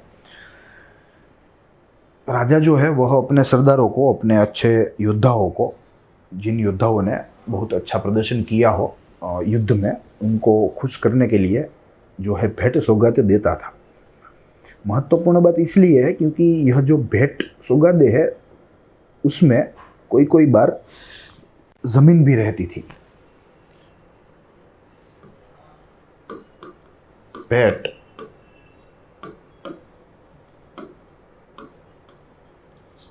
जमीन। अब क्या होता था, किसी भी सरदार को जो राजा को उपयोगी हो, राजा के करीब हो, अगर राजा ने उसको ज़मीन दी, जागीर दी, क्लियर, ज़मीन को हम लोग जागीर भी बोल सकते हैं, तो होता क्या था, अब यह जो ज़मीन है उसका जो वहीवट है वह सरदार के द्वारा होता था, क्योंकि सरदार अब जागीरदार है। अब वह जागीरदार हो गया तो अब पूरा जो वहीवट है वह निश्चित क्षेत्र का अब वह यह जागीरदार के द्वारा, यह सरदार के द्वारा होने लगा। तो यहाँ से ही जागीरदारी की जो प्रथा है वह अस्तित्व में आई। बहुत बड़ी बात है ये पूरे विश्व को, जो फ्यूडलिज्म का जो कॉन्सेप्ट है वही सुमेरियन सिविलाइजेशन ने दिया है, और यह हमें बात पता होनी चाहिए। क्लियर। तो यहाँ से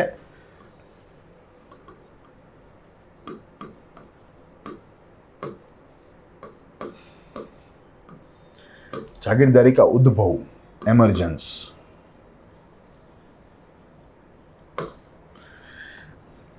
क्लियर। तो ये भी एक सुमेर की ही भेंट है दुनिया को, यह एक जागीरदारी के रूप में। और उसके बाद दुनिया में अलग अलग जगहों पर यह जो फ्यूडलिज्म है यह बहुत प्रचलित रहा, और इसे इंग्लिश में फ्यूडलिज्म हम कह सकते हैं।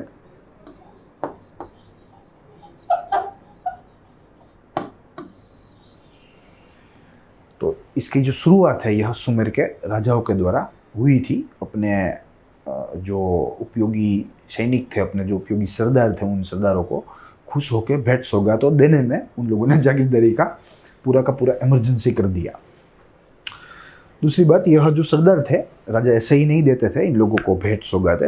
सरदार जो सरदारों थे या बड़े बड़े योद्धा थे, वे राजा को आपातकालीन परिस्थिति में, यानी कि in the time of emergency, ये राजा का काम करते थे, राजा को उपयोगी होते थे। राजा के सैन्य को अनाज देते थे, राजा के सैन्य को हथियार देते थे, राजा के सैन्य को अगर पैसे की ज़रूरत पड़े, पैसे या समथिंग लाइक दैट, कोई रिसोर्स की ज़रूरत पड़े तो वो भी प्रोवाइड कर देते थे। इसीलिए राजा खुश होते थे और इन लोगों को ज़मीन जागीर जो है वे दान में देते थे।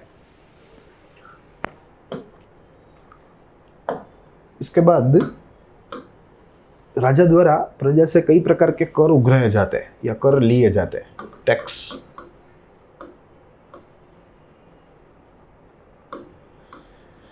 टैक्स की बात भी सुमेर में आती है, दो it was a very early period, but फिर भी वे लोग जो है टैक्स का कलेक्शन जो है वे लोग करते थे। राज्य की मुख्य आवक कर थी, राज्य की मुख्य आवक ही जो है वो कर थी। राज्य के नौकरों को पगार नकद में नहीं बल्कि चीज वस्तुओं के रूप में दिया जाता था, यानी कि बार्टर, नो करेंसी। सुमेर की राज्य व्यवस्था का दूसरा जो महत्व का अंग था वह था लश्कर। और लश्कर इसलिए था क्योंकि पहले तो राजा जो थे वे डर में रहते थे कि उन लोगों को जो प्रादेशिक सूबा है, जो प्रादेशिक सरदार है, वे लोग राजा से स्वतंत्र ना हो जाए। तो पहले तो लश्कर इसीलिए रखा जाता था। तो पहला मुद्दा स्थायी लश्कर।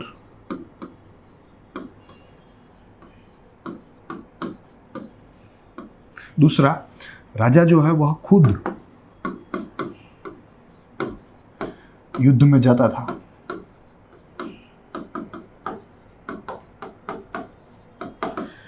राजा खुद युद्ध भूमि में, रणभूमि में जाता था और अपनी सेना जो है उसका मोरल जो है वह बूस्ट करता था, उसको हाई करता था। और ज़रूरत पड़े तो आखिरी में वो हथियार लेके जो है वो दुश्मन के सामने लड़ने के लिए भी उतरता था।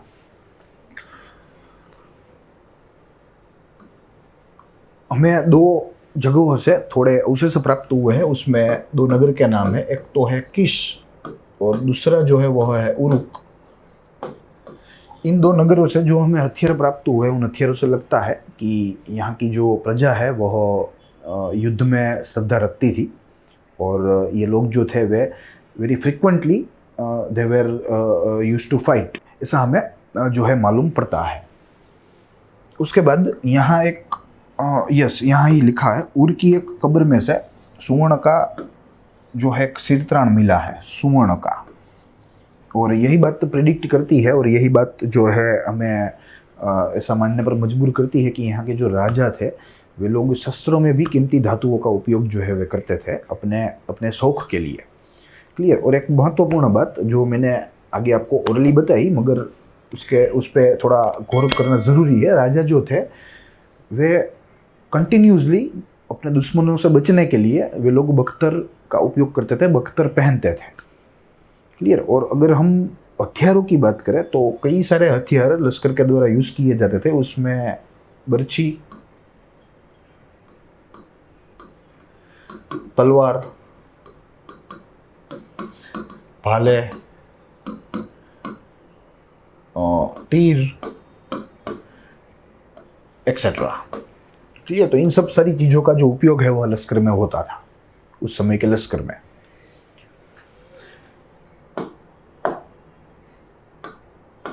उसके बाद अगर हम वहाँ की कानून एवं न्याय व्यवस्था की बात करें तो वहाँ की जो कानून और न्याय व्यवस्था थी वह समय की दृष्टि से व्यवस्थित थी, मगर तुलनात्मक दृष्टि से जो हम बात करें तो थोड़ी शिथिल थी इजिप्ट की तुलना में।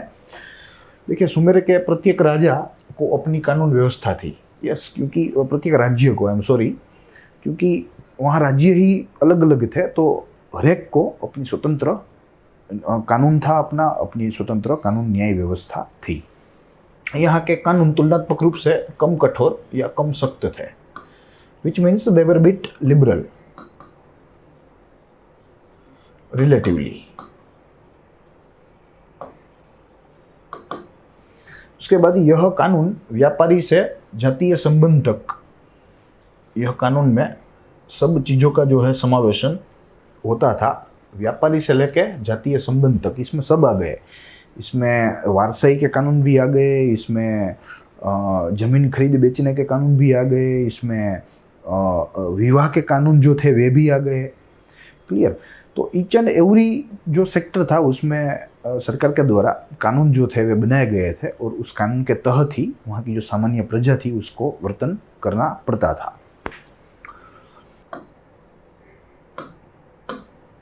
उसके बाद कानूनी दस्तावेजों पर साक्षी के दस्तखत अनिवार्य थे। हालांकि तब दस्तखत नहीं होंगे, मगर तब कोई जो है थंब के जैसा कोई दूसरा विकल्प होगा जो कि यह दस्तावेजों में यूज होता था, यह डॉक्यूमेंट्स में। सुमेर की कानूनी व्यवस्था से जुड़ी हुई उसकी न्याय व्यवस्था भी बहुत व्यवस्थित थी। कानूनी व्यवस्था के साथ ही जुड़ी हुई होती है न्याय व्यवस्था। कानून का क्या काम है मुख्यतः, बेसिकली कि कानून को गुनाखोरी को रोकना होता है, और न्याय व्यवस्था का क्या काम है कि न्याय व्यवस्था को जो गुनहगार होते हैं उन लोगों को सजा करवाना होता है और जो निर्दोष होते हैं उनको न्याय दिलवाना होता है। तो ये दोनों जो है वे एकदम क्लोजली कोऑर्डिनेशन में काम करते हैं। यह जो दोनों पहलू है उस समय नहीं, आज के समय भी यह पब्लिक एडमिनिस्ट्रेशन का विषय हो गया। तो यह दोनों का जो क्लोज कोऑर्डिनेशन है वह अनिवार्य है दोनों का वर्किंग एफिशिएंटली होने के लिए। सुमेर में दो प्रकार की अदालतें थी। There were two types, the one was civil and the other one was जो है टेम्पल। क्लियर। या आप धर्मस्थानीय उसे हिंदी में कह सकते हैं। इसे सिविल हम कह सकते हैं कि जो घर के मुद्दे हो, विवाह के लगते मुद्दे हो, या कोई मिल्कत का मामला हो, इन शॉर्ट ऐसा मामले जिसमें कोई क्रिमिनल एंगल ना हो, वह मामलों को दीवानी जो अदालत है उसका जो वह मामले को निपटाने का जो काम है वह दीवानी अदालतों के द्वारा होता था। और जो अन्य जो मामले थे वे धर्मस्थान में गिरजाघरों के जो धर्मगुरु होते थे वह धर्मगुरुओं के द्वारा न्याय देने का काम होता था। प्रत्येक गिरजाघर जो था वह न्यायालय समान था। ये महत्वपूर्ण बात है कि यहाँ का जो जस्टिस इम्पार्टमेंट का जो काम है यह काम गिरजाघरों के द्वारा मुख्य रूप से होता था। खुद राजा ही न्यायाधीश की निमणूक करता था। खुद राजा ही न्यायाधीश की निमणूक करता था। उसके बाद न्यायाधीश के निर्णय पर राजा से दूहर कर सकते थे। Yes, which means appeal. Clear. ये थोड़ा महत्वपूर्ण मुद्दा है। अपेलेट ज्यूरिडिक्शन का जो आइडिया है वो भी सुमेर की ही देन है पूरे विश्व को। ये भी हमें ध्यान में रखना होगा।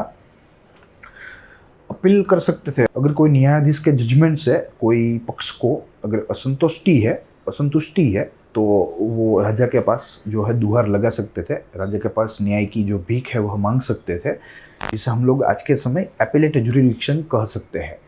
हमारा सुप्रीम कोर्ट का भी एपेलेट ज्यूरिडिक्शन है। जब लोअर कोर्ट्स के द्वारा कोई निर्णय किया गया हो और निर्णय में कोई भी एक पक्ष जो है वो संतुष्ट ना हो तो वो अपर कोर्ट में जो है अपील कर सकता है। तो this is called appellate jurisdiction. और इसका जो कॉन्सेप्ट है वही पूरा का पूरा सुमेर ने पूरे विश्व को दिया है।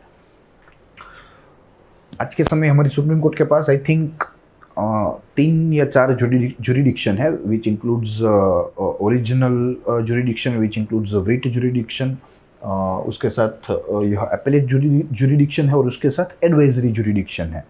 क्लियर। तो यह 4 जो न्यायिक क्षेत्र है वह आज हमारे सुप्रीम कोर्ट के पास है। तो उसमें से जो एक एपेलेट है, यह इसका जो उदय है, इसका उद्भव है वह सुमेर की सभ्यता में हुआ था।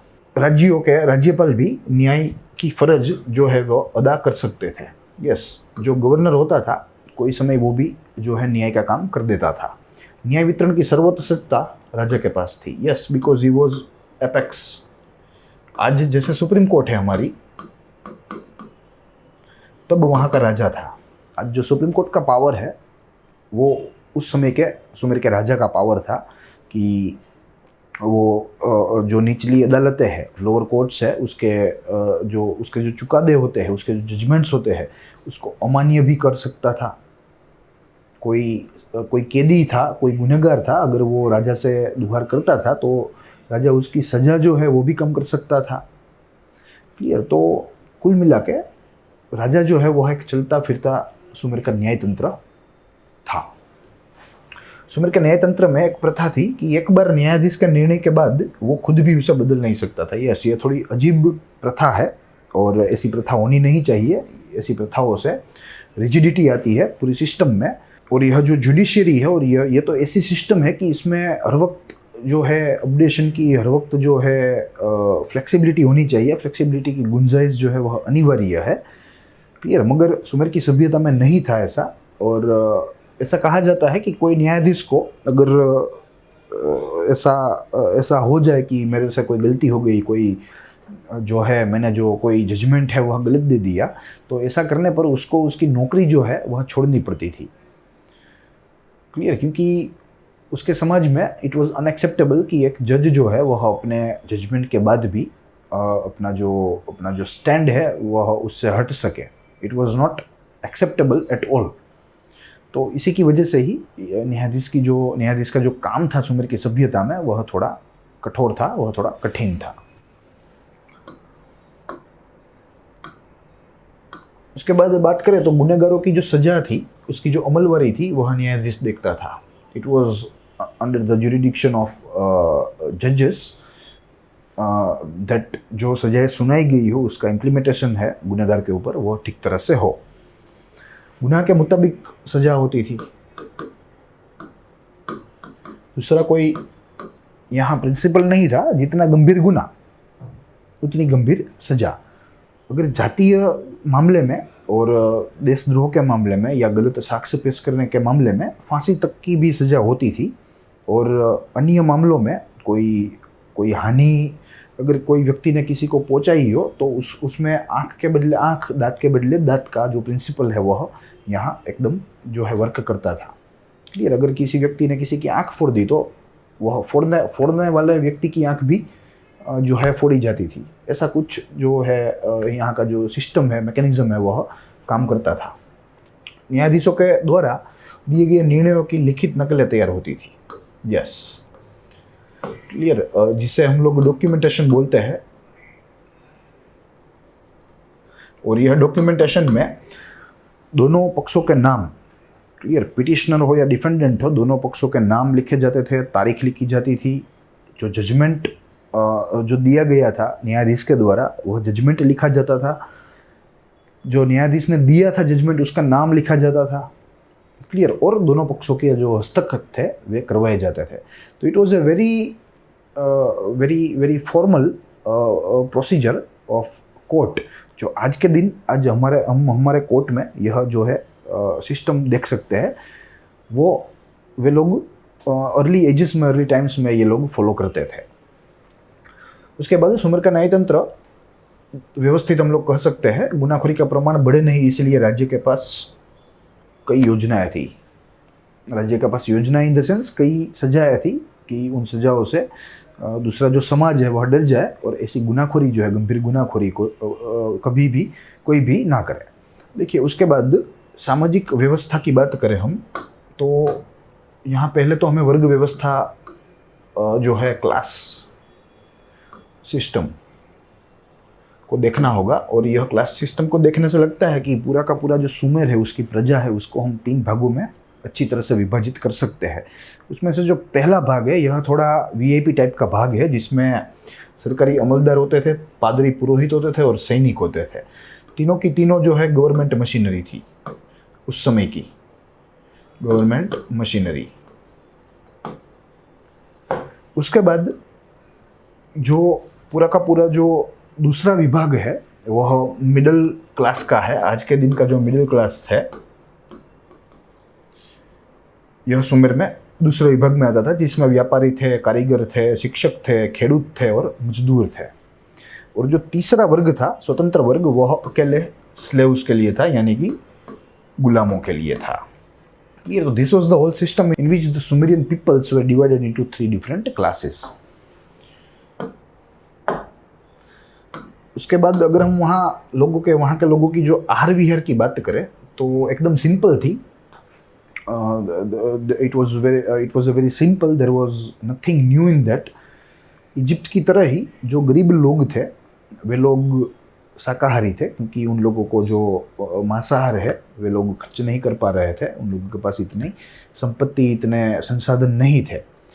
और दूसरी तरफ जो अमीर लोग थे, जो अमीर उमराव थे, वे लोग मांसाहार भी ग्रहण करते थे अपने भोजन में। दूसरी बात, दूध, मक्खन, पनीर इत्यादि चीज वस्तुओं से वे लोग परिचित थे। वहाँ के लोग शराब से भी परिचित थे, शराब के साथ साथ खजूर और द्राक्ष से भी वे लोग परिचित थे, उसका भी अपने खाने में प्रयोग करते थे। पहले तो वहाँ की जो आर्थिक व्यवस्था थी वह खेती प्रधान थी, विच मीन्स एग्रियन इकोनॉमी। उसके बाद बहुसंख्यक प्रजा शाकाहारी थी। बहुसंख्यक प्रजा शाकाहारी क्यों थी? क्योंकि गरीब थी। उसके बाद कई अमीर लोग खाने में मांसाहार का उपयोग करते थे। खजूर और द्राक्ष का सेवन भी वे लोग करते थे, उसमें से दारू बनाते थे। दूध, मक्खन, पनीर इत्यादि का प्रयोग छूट से करते थे, यानी कि परिचित थे दूध से और दूध की बनाई हुई अन्य वस्तुओं से। समाज का सामान्य वर्ग गरीब होने से शाकाहारी था। क्योंकि गरीब था तो इसलिए वे लोग जो है वे संसाधन खर्च नहीं कर पा रहे थे, और इसलिए वे लोग मांसाहारी नहीं थे, शाकाहारी थे।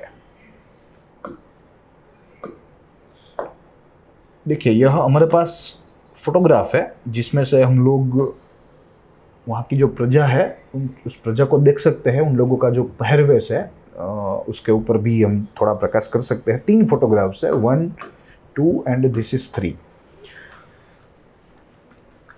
देखिए, जो पुरुष है मुख्यतः वे लोग अपने कमर के नीचे ही जो है कपड़ा पहनते थे, कमर के ऊपर जो है वे कपड़ा नहीं पहनते थे सुमेर के पुरुष। या और दूसरी बाजू जो औरतें थी वे अपना पूरा बदन ढके ऐसे कपड़े पहनती थी। देखिए, आप देख सकते हो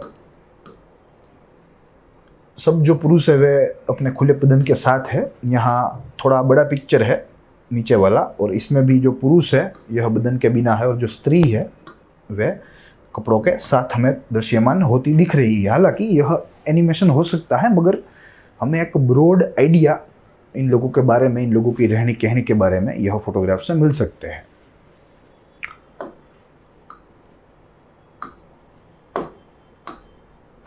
देखिए, अब पहरवेश की बात करें तो यहाँ का जो समाज है वह खेती के साथ साथ पशुपालन भी कर रहा था, और पशुपालन में मेनली भेड़ बकरियों को ये लोग पालते थे। भेड़ का जो ऊन है वह ऊन का इस्तेमाल करके अपने लिए जो कपड़ा है उसका निर्माण करते थे। क्लियर? तो खेती के साथ पशुपालन भी करते थे, भेड़ बकरी मुख्यतः पालते थे, भेड़ के ऊन से अपने लिए ज़रूरत मुताबिक जो कपड़ा होता था उसकी जो बनावट है वह करते थे। सामान्य वर्ग विशेष रूप से, यह विशेष थोड़ा गलत है, रूप से उनके कपड़ों का प्रयोग करते थे, यानी कि वूल, क्योंकि it was a very easily available. उन लोगों के पास जो प्राणी थे वे प्राणी ही यह जो वूल है वह देते थे। परिधान यानी कि पहरवेश, इन लोगों का जो कापड़ होता था, दोनों भाग में समझेंगे हम लोग। स्त्री में कुछ नहीं है, एक ही है, सिंपल, अपना पूरा बदन ढके ऐसा कपड़ा वे पहनते थे।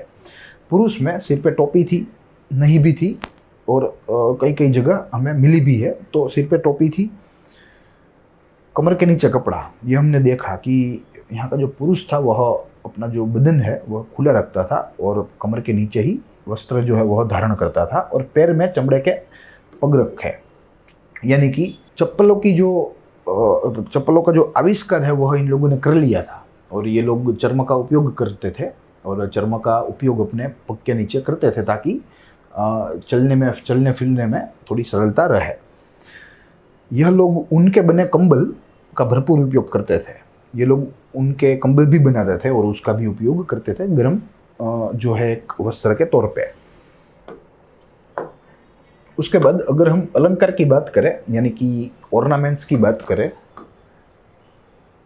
तो यहाँ की जो स्त्रियाँ थी वे थोड़ी शौकीन थी। पहली लाइन हमें दृश्यमान हो रही है। उसके बाद अलंकारों में सुवर्ण, चांदी इत्यादि धातुओं का उपयोग होता था। तो वे लोग सुवर्ण और चांदी से भी परिचित थे, और इन सब धातुओं का उपयोग भी अपने आभूषण को बनाने के लिए वे लोग करते थे। हमें कई सारे ऐसे प्रमाण मिले हैं, अलंकारों के अवशेष मिले हैं, मालाएं मिली है, कान की बालियाँ मिली है, हाथ की वीटियाँ मिली है। तो यह सब चीज़ों से वे परिचित थे और अपने बदन को अच्छा दिखाने के लिए ये लोग जो है इसका उपयोग भरपूर मात्रा में करते थे। देखिए थोड़ी चीज़ें हैं जिसके अवशेष हमें प्राप्त हुए हैं। माला हमें प्राप्त हुई है, वीटियाँ प्राप्त हुई है, पैर के झांझर प्राप्त हुए हैं और कानों की बालियाँ विच मीन्स ईयरिंग्स भी हमें प्राप्त हुए हैं। उसके बाद अधिक रूप से गरीब वर्ग की महिलाएं चांदी के अलंकार जो है वे धारण करती थी, क्योंकि इन लोगों के द्वारा जो सुवर्ण है वह नहीं लिया जा रहा था और कहीं ना कहीं इसी की वजह से ही इन वर्गों की या सामान्य से नीचे का जो वर्ग था, इन वर्गों की जो महिलाएं थी वे चांदी का इस्तेमाल अपने अलंकारों में करती थी। देखिए हमारे पास कुछ फोटोग्राफ्स है। दिस इज ईयर रिंग, आप देख सकते हो।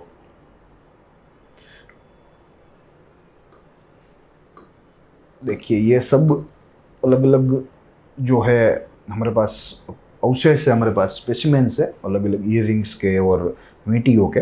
सो this is how this type of jewellery they were making in a very early ages of our life. उसके बाद यहाँ की अगर हम विवाह प्रथा की बात करें तो सामान्यतः लड़के और लड़की को तक दिया जाता था अपना मनपसंद जीवन साथी को पसंद करने के लिए, मगर फिर भी जो बुजुर्ग होते थे कुटुंब में उनके द्वारा जो है बातचीत होती थी दोनों पक्ष से और जो है पूरा जो विवाह है वह तय किया जाता था। देखिए युवक युवतियों को अपना जीवन साथी चुनने का मौका मिलता, किंतु घर के बुजुर्ग के द्वारा बातचीत की जाती। बात पक्की होते ही है दूल्हे के द्वारा कन्या के पिता को भेंट दी जाती। देखिए कितना उल्टा जो है रिवाज है, एक्चुअली उल्टा नहीं है, अच्छा है, उल्टा हमारा है आज के दिन का, इसलिए हमें यह जो रिवाज है वह बाय डिफ़ॉल्ट उल्टा दिखता है। क्लियर? मगर यह बहुत अच्छा रिवाज है कि दूल्हे के द्वारा स्त्री के पिता को कोई भेंट सौगात मिले। आमतौर पे आज के हमारे समाज में ऐसी कोई बात अगर पक्की हो तो स्त्री के यानी कि जो कन्या होती है, जो पुत्री होती है, उनके पिता के द्वारा दूल्हे को कोई भेंट सौगातें दी जाती है, जो कि एक हमारे समाज के ऊपर एक कलंक समान प्रथा है, रिवाज है। सुमेर में विवाह कानूनी दस्तावेजों से होते थे। यस, जिसे आज के समय हम जो है कोर्ट मैरिज कह सकते हैं, और जैसे आज के समय ही हमें जो विवाह है जिसका रजिस्ट्रेशन करवाना होता है रिस्पेक्टेड अथॉरिटी में, क्लियर, तो ठीक उसी तरह बहुत प्राचीन काल में इस समय में यानी कि सुमेर के समय में विवाह जो था उसका रजिस्ट्रेशन जो है वह अनिवार्य था, उसके बगैर वह जो है लीगल गिना जाता नहीं। क्लियर? और यह जो पूरा का पूरा रजिस्ट्रेशन प्रोसेस है, यह प्रोसेस में कई सारी विगतें लिखी जाती थी, दोनों पक्षों के नाम लिखे जाते थे, यानी कि दूल्हा है और दुल्हन का नाम लिखे जाते थे, तारीख लिखी जाती थी, और इसके साथ जो टर्म्स एंड कंडीशंस होती है, आजकल हम लोग कोई इंश्योरेंस की बात करें या कोई भी चीज़ वस्तु खरीदे तो उसमें जो टेम्पलेट निकलता है उसमें टर्म्स एंड कंडीशंस होते हैं। तो ठीक उसी ही तरह यहाँ भी मैरिज के रजिस्ट्रेशन में एक टर्म्स एंड कंडीशंस एक रहते थे और उसमें कई सारी शर्तों की बात की जाती थी कि बेवफाई जो कोई करे, दूल्हा करे तो क्या करना चाहिए, दुल्हन करे तो क्या करना होगा। क्लियर? उसमें डाइवोर्स की भी जोगवाई लिखी जाती थी कि एट द टाइम ऑफ वो कहते हैं ना कि अनबन के समय जो तलाक है वह किस तरह होगा या नहीं होगा इत्यादि। तो कहने का तात्पर्य यह है, तो they were very early in their times, मगर they were very organised and इन लोगों ने एकदम संगठित रूप से अपनी जो पूरी सभ्यता है, अपना जो पूरा रिवाज है वह एकदम डेवलप किया था। उसके बाद विवाह समय दूल्हे पक्ष से आई रकम पर कन्या का अधिकार रहता था। यस, जिसे हम स्त्री धन कह सकते हैं। क्लियर? तो यह सब चीज़ों को देख के हम यह निष्कर्ष निकल सकते हैं कि यहाँ की समाज में स्त्री का जो स्थान है वह सम्माननीय था स्त्री का जो स्थान है वह नीचा नहीं था। अगर नीचा होता तो यह जो सब हक है, ये हक ही स्त्री को कभी प्राप्त नहीं होते, मगर यहाँ प्राप्त हुए हैं, तो हमें यह मानना पड़ेगा कि यहाँ जो स्त्री का स्थान था वह थोड़ा सम्माननीय था। देखिए, स्त्रियों के स्थान की बात की गई है, सम्माननीय था, जिसकी चर्चा हमने की। यहाँ एक पत्नीत्व का कानून प्रचलित था, यस, जिसे मोनोगेमी कहा जाता है।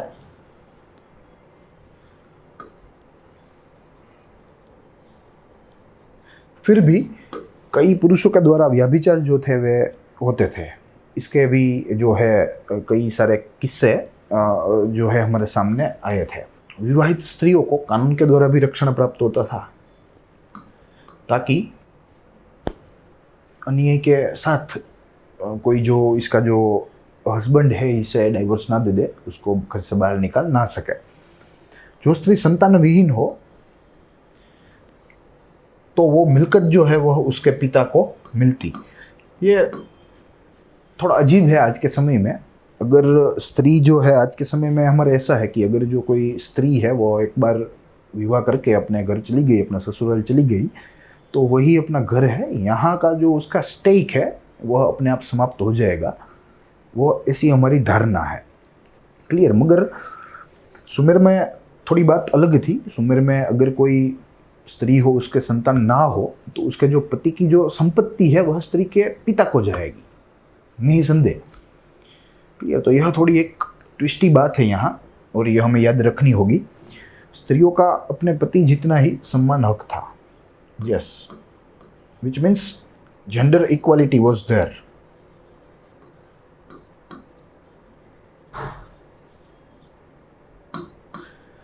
यह जातीय समानता की बात है, जिस जातीय समानता को अचीव करने के लिए हम लोग सालों से मेहनत कर रहे हैं आज के समय। और सिर्फ भारत की बात नहीं, कई सारे देशों की बात है, क्योंकि जेंडर इनइक्वालिटी जो है वह सब जगह प्रिवेल कर रही है आज के समय। इन लोगों ने तभी जेंडर इक्वालिटी जो है वह हासिल कर ली थी। आज हम लोग जेंडर इनइक्वालिटी में जी रहे हैं, जेंडर इनइक्वालिटी को दरअसल ख़त्म नहीं कर पा रहे हैं। ये तो this is the main reason कि हमको यह सब सारी सभ्यताओं से कई सारी अच्छी जो चीज़ें हैं उनसे हमें सीख लेनी चाहिए। उसके बाद संतान दोनों की मालिकी के थे।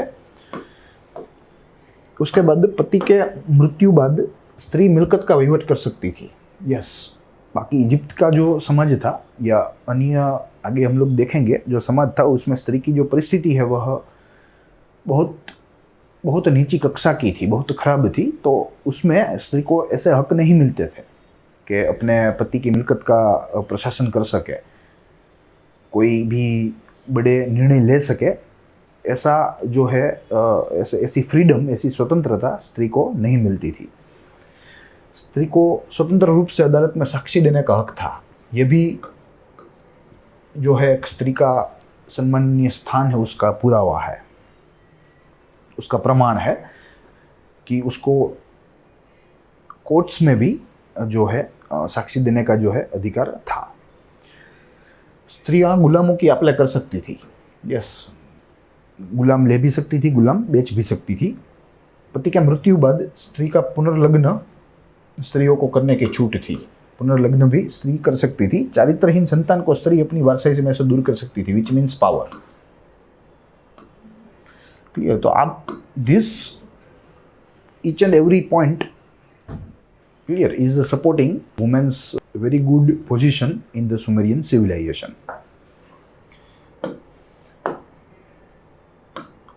उसके बाद समाज में स्त्री की परिस्थिति ठीक ठाक होने के बावजूद पुरुषों की ताबेदारी थी। स्त्रियों की परिस्थिति अच्छी थी, मगर इसका मतलब यह नहीं कि पुरुषों का कोई प्रभाव ही नहीं था। पुरुष तो बड़ा ही था, मगर स्त्री भी खासी बड़ी थी। पुरुष अपनी स्त्रियों को बेचता था, कर्जा लेने के लिए गिरवी भी रखता था। यह सब एकदम स्वाभाविक था सुमेर की सभ्यता में। सुमेर की क्या, कोई भी प्राचीन सभ्यता में यह सब जो चीज़ें हैं, संतानों को बेचना, पत्नी को बेचना, उसको मॉर्गेज रखना, यह सब एकदम जो है नॉर्मल बातें थी। व्यभिचार के लिए स्त्री को भयंकर सजा थी। यहाँ हमें जेंडर इनइक्वालिटी दिखती है। जेंडर इक्वालिटी, यानी कि जातीय असमानता यहाँ हमें देखने को मिलती है, क्योंकि पुरुष के व्यभिचार को बहुत बड़ा गुनाह नहीं माना जाता था, and on the other side स्त्रियों के व्यभिचार को एक बहुत बड़ा गुनाह माना जाता था। और यह व्यभिचार के मुद्दे पे स्त्री को तलाक भी दे सकते थे सुमेर की सभ्यता में। स्त्री अधिकतम बच्चों की माँ बने वो इच्छनीय था, यस, क्योंकि there was no education, there was no literacy और there was no true understanding. तो ऐसा ही लगता था कि जो स्त्री है उसका जो काम है वो सिर्फ बच्चों को पैदा करना ही है। तो कोई भी स्त्री हो उसके पास सुमेर का जो समाज है वह यही अपेक्षा रखता था कि कोई भी स्त्री के जो है मैक्सिमम बच्चे हो, महत्तम उसके बच्चे हो, ऐसा ही जो है वहाँ का समाज वह अपेक्षा रखता था। उसके बाद संतानहीन स्त्रियों को ठोस कारण के बिना तलाक नहीं दे सकते थे, यह महत्वपूर्ण बात है। और it is actually protective law, यह एक रक्षणात्मक लॉ है जो कि स्त्रियों की रक्षण करता है, स्त्रियों का। और इसके तहत कोई भी संतानविहीन स्त्री हो उसको ठोस कारण के बिना उसको जो है तलाक नहीं दिया जा सकता था, क्योंकि वहाँ के लोग कैसा करते थे, एक तो स्त्री विहीन हो तो उसकी जो संपत्ति हो वो उसके बाप को जाएगी, तो जो उसका जो हस्बैंड है वह ट्राई कर सकता है उसको तलाक देने की कोई भी एक बड़ा छोटा कारण ढूंढ के, मगर इन मैक्सिमम केसेस जो है संतानविहीन स्त्री को जो तलाक थे वे जो है अप्रूव नहीं होते थे। देखिए उसके बाद देवदासी प्रथा जो है जिसका जिक्र हमने थोड़ी देर पहले किया था। देखिए देवदासी जो प्रथा है वह सुमेर में एकदम स्वाभाविक थी, it was very well accepted. यहाँ का जो समाज है यह समाज ने देवदासी का जो समूह था, उसका वर्ग था, उसको अपने में समा लिया था। और हैरानगति की बात यह है कि यह जो देवदासी जो प्रथा थी, यह देवदासी से जुड़ी जो स्त्रियाँ थी, आई एम सॉरी, उन लोगों का भी जो स्थान है समाज में वह बहुत ऊंचा था। ऐसा नहीं है कि विश्व में यह समूह नहीं होते हैं, समूह होते हैं, मगर समाज में उन लोगों का जो स्थान है वह निम्न कक्षा का होता है, मगर यहाँ जो स्थान था वह थोड़ा ऊंचा था। तो ये एक थोड़ी हैरत अंगेज बात हमें लगती है। देखिए सुमेर के प्रजा में धार्मिक वेश्याओं की कई संस्थाएं थी, धार्मिक वेश्याएं थी जिसका डायरेक्ट संबंध था गिरजाघरों के साथ। सुमेर की समाज की मान्यता अनुसार प्रत्येक स्त्री को विवाह से पहले गिरजाघर में अपनी जात को समर्पण करना पड़ता था। यस, सुमेर में एक मान्यता थी कि कोई भी जवान लड़की हो वो विवाह के बाजार में तभी आ सकती है जब वो स्थानीय के गिरजाघर में जाके वहाँ के जो स्थानिक देव है उसको प्रसन्न ना कर पाए। स्थानिक देव को प्रसन्न करने के बाद ही यह जो कन्या है उसका विवाह जो है वह हो सकता था वहाँ के समाज में, ऐसी मान्यता थी। और एक प्रखर इतिहासकार हेरोडोटस के द्वारा ऐसा कहा गया है हमें कि प्रत्येक स्त्री को विवाह से पहले गिरजाघरों में जाके कोई अपरिचित पुरुष के साथ जो है संभोग करना पड़ता था, which means each and every girl of Sumerian civilization was compelled to go in the churches and to satisfy that any strange man by undergoing sexual intercourse with him। उसके बाद ही वो जो है विवाह के बाजार में आ सकती थी, उसके बाद ही उसका विवाह जो है वह हो सकता था। तो ऐसी थोड़ी विचित्र मान्यता थी। यह मान्यता जो है हमें थोड़ी मानवीय नहीं लगती है, मगर इन लोगों में यह मान्यता जो थी वह दृढ़पणे थी। उसके बाद गिरजाघरों में रहती कन्याओं का स्थान समाज में ऊंचा था। यस, जिसका हमने जिक्र किया, समाज में ऊंचा था। इनफैक्ट मुझे यहाँ आपको एक दो बातें बतानी है।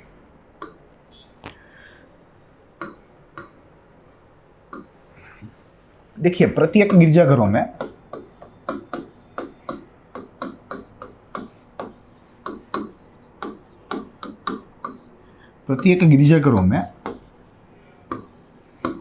देवदासियों का समूह था।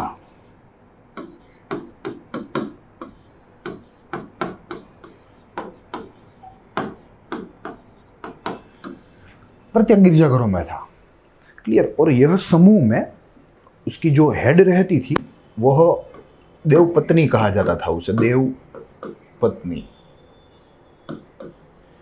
और यह देवपत्नी मुख्यतः कोई उच्च कुटुंब से या कोई राज कुटुंब से ही आती थी। क्लियर। विच मीन्स कोई गिरजाघर है, उसमें कोई देवदासियों का समूह है, उसकी जो कप्तान है यह कप्तान देवपत्नी है। और यह जो देवपत्नी है यह गिरजाघर के जो मेन देव है, गिरजाघर का जो मुख्य देव है, उसकी पत्नी रहेगी। क्लियर। और उसके नीचे जो है कई सारी जो वेश्या है, कई सारी स्त्रियां हैं वो रहती थी। क्लियर। विच मीन्स हमारे समय में हमारी भाषा में देवनागरी में यह जो देवपत्नी थी यह दरअसल पटरानी थी, और जो अन्य जो स्त्रियां थी वह अन्य दासियां थी। क्लियर। और यह जो दासियां थी यह राजा को प्रसन्न करने का, राजा को खुश करने का कार्य करती थी। सिर्फ राजा को ही नहीं, गिरजाघरों में आए हुए अन्य जो मेहमान होते थे, अन्य कोई सरदार होते थे, अन्य कोई अमीर उमरा होते थे, उन सब लोगों को प्रसन्न करने का, उन सब लोगों को जो है खुश करने का काम जो है यह इन देवदासियों के पास था, इन देवदासियों के समूह के पास था। तो कुल मिला के देवदासियों का जो पूरा समूह है वह सर्व स्वीकारनीय था। पूरे सुमेर में यह वेश्या का समाज था, मगर फिर भी यहाँ का जो समाज था यह इन लोगों को स्वीकार कर रहा था।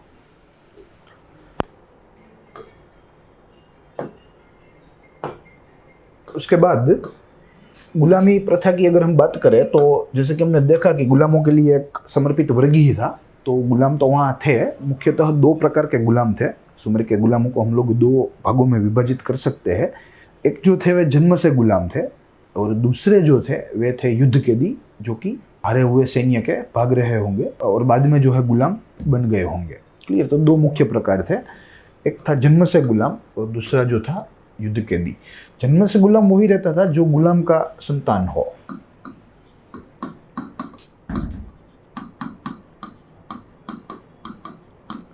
क्लियर। और युद्ध कैदी जो थे वे अलग अलग युद्धों में हारे हुए सैनिक थे। गुलामों के लिए कानून व सजाएं कठोर थी।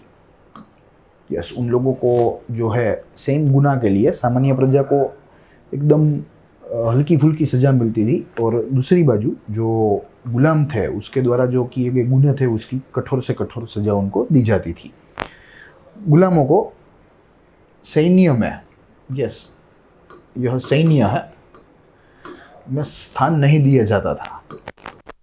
यह बात हमें नोट करनी होगी, क्योंकि वहाँ के जो राजा थे उन लोगों को डर रहता था कि ये कभी भी राजद्रोह देशद्रोह कर सकते हैं और हमारे ऊपर ही हमला कर सकते हैं। तो इसी की वजह से ही इन लोगों को सैन्य में शामिल नहीं किया जाता था, इन लोगों के हाथ में हथियार नहीं दिए जाता था, बल्कि जो दूसरे काम रहते थे, वे दूसरे कष्टपूर्ण जो काम थे वे इन लोगों के पास से करवाए जाते थे। यहाँ की गुलामी व्यवस्था तुलनात्मक रूप से शिथिल थी, यानी कि लापरवाही पूर्ण थी।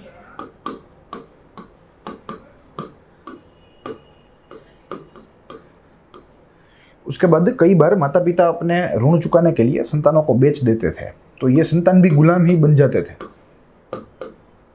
मगर यहाँ हमें एक बात याद रखनी है कि ऐसे बेचे गए जो संतान थे, ऐसे बेचे गए जो बच्चे थे, गुलाम बने थे, वे गुलाम सिर्फ 3 वर्ष तक ही रहते थे। यह एक बहुत अच्छा कानून था, ओनली फॉर 3 years। आपको मुझे समझना है, मैं इसकी बात नहीं कर रहा हूँ। यह ओनली 3 years आखिरी मुद्दे के लिए लिखा है, जिसमें माँ बाप के द्वारा अपना जो ऋण है, अपना जो कर्ज है वह चुकाने के लिए बच्चों को बेचा जाता था। तो ऐसे बेचे हुए जो बच्चे थे, उन बच्चों का जो गुलामी का समय था वह 3 वर्ष ही था। 3 वर्ष से अधिक समय के लिए वे लोग गुलाम रख नहीं सकते थे।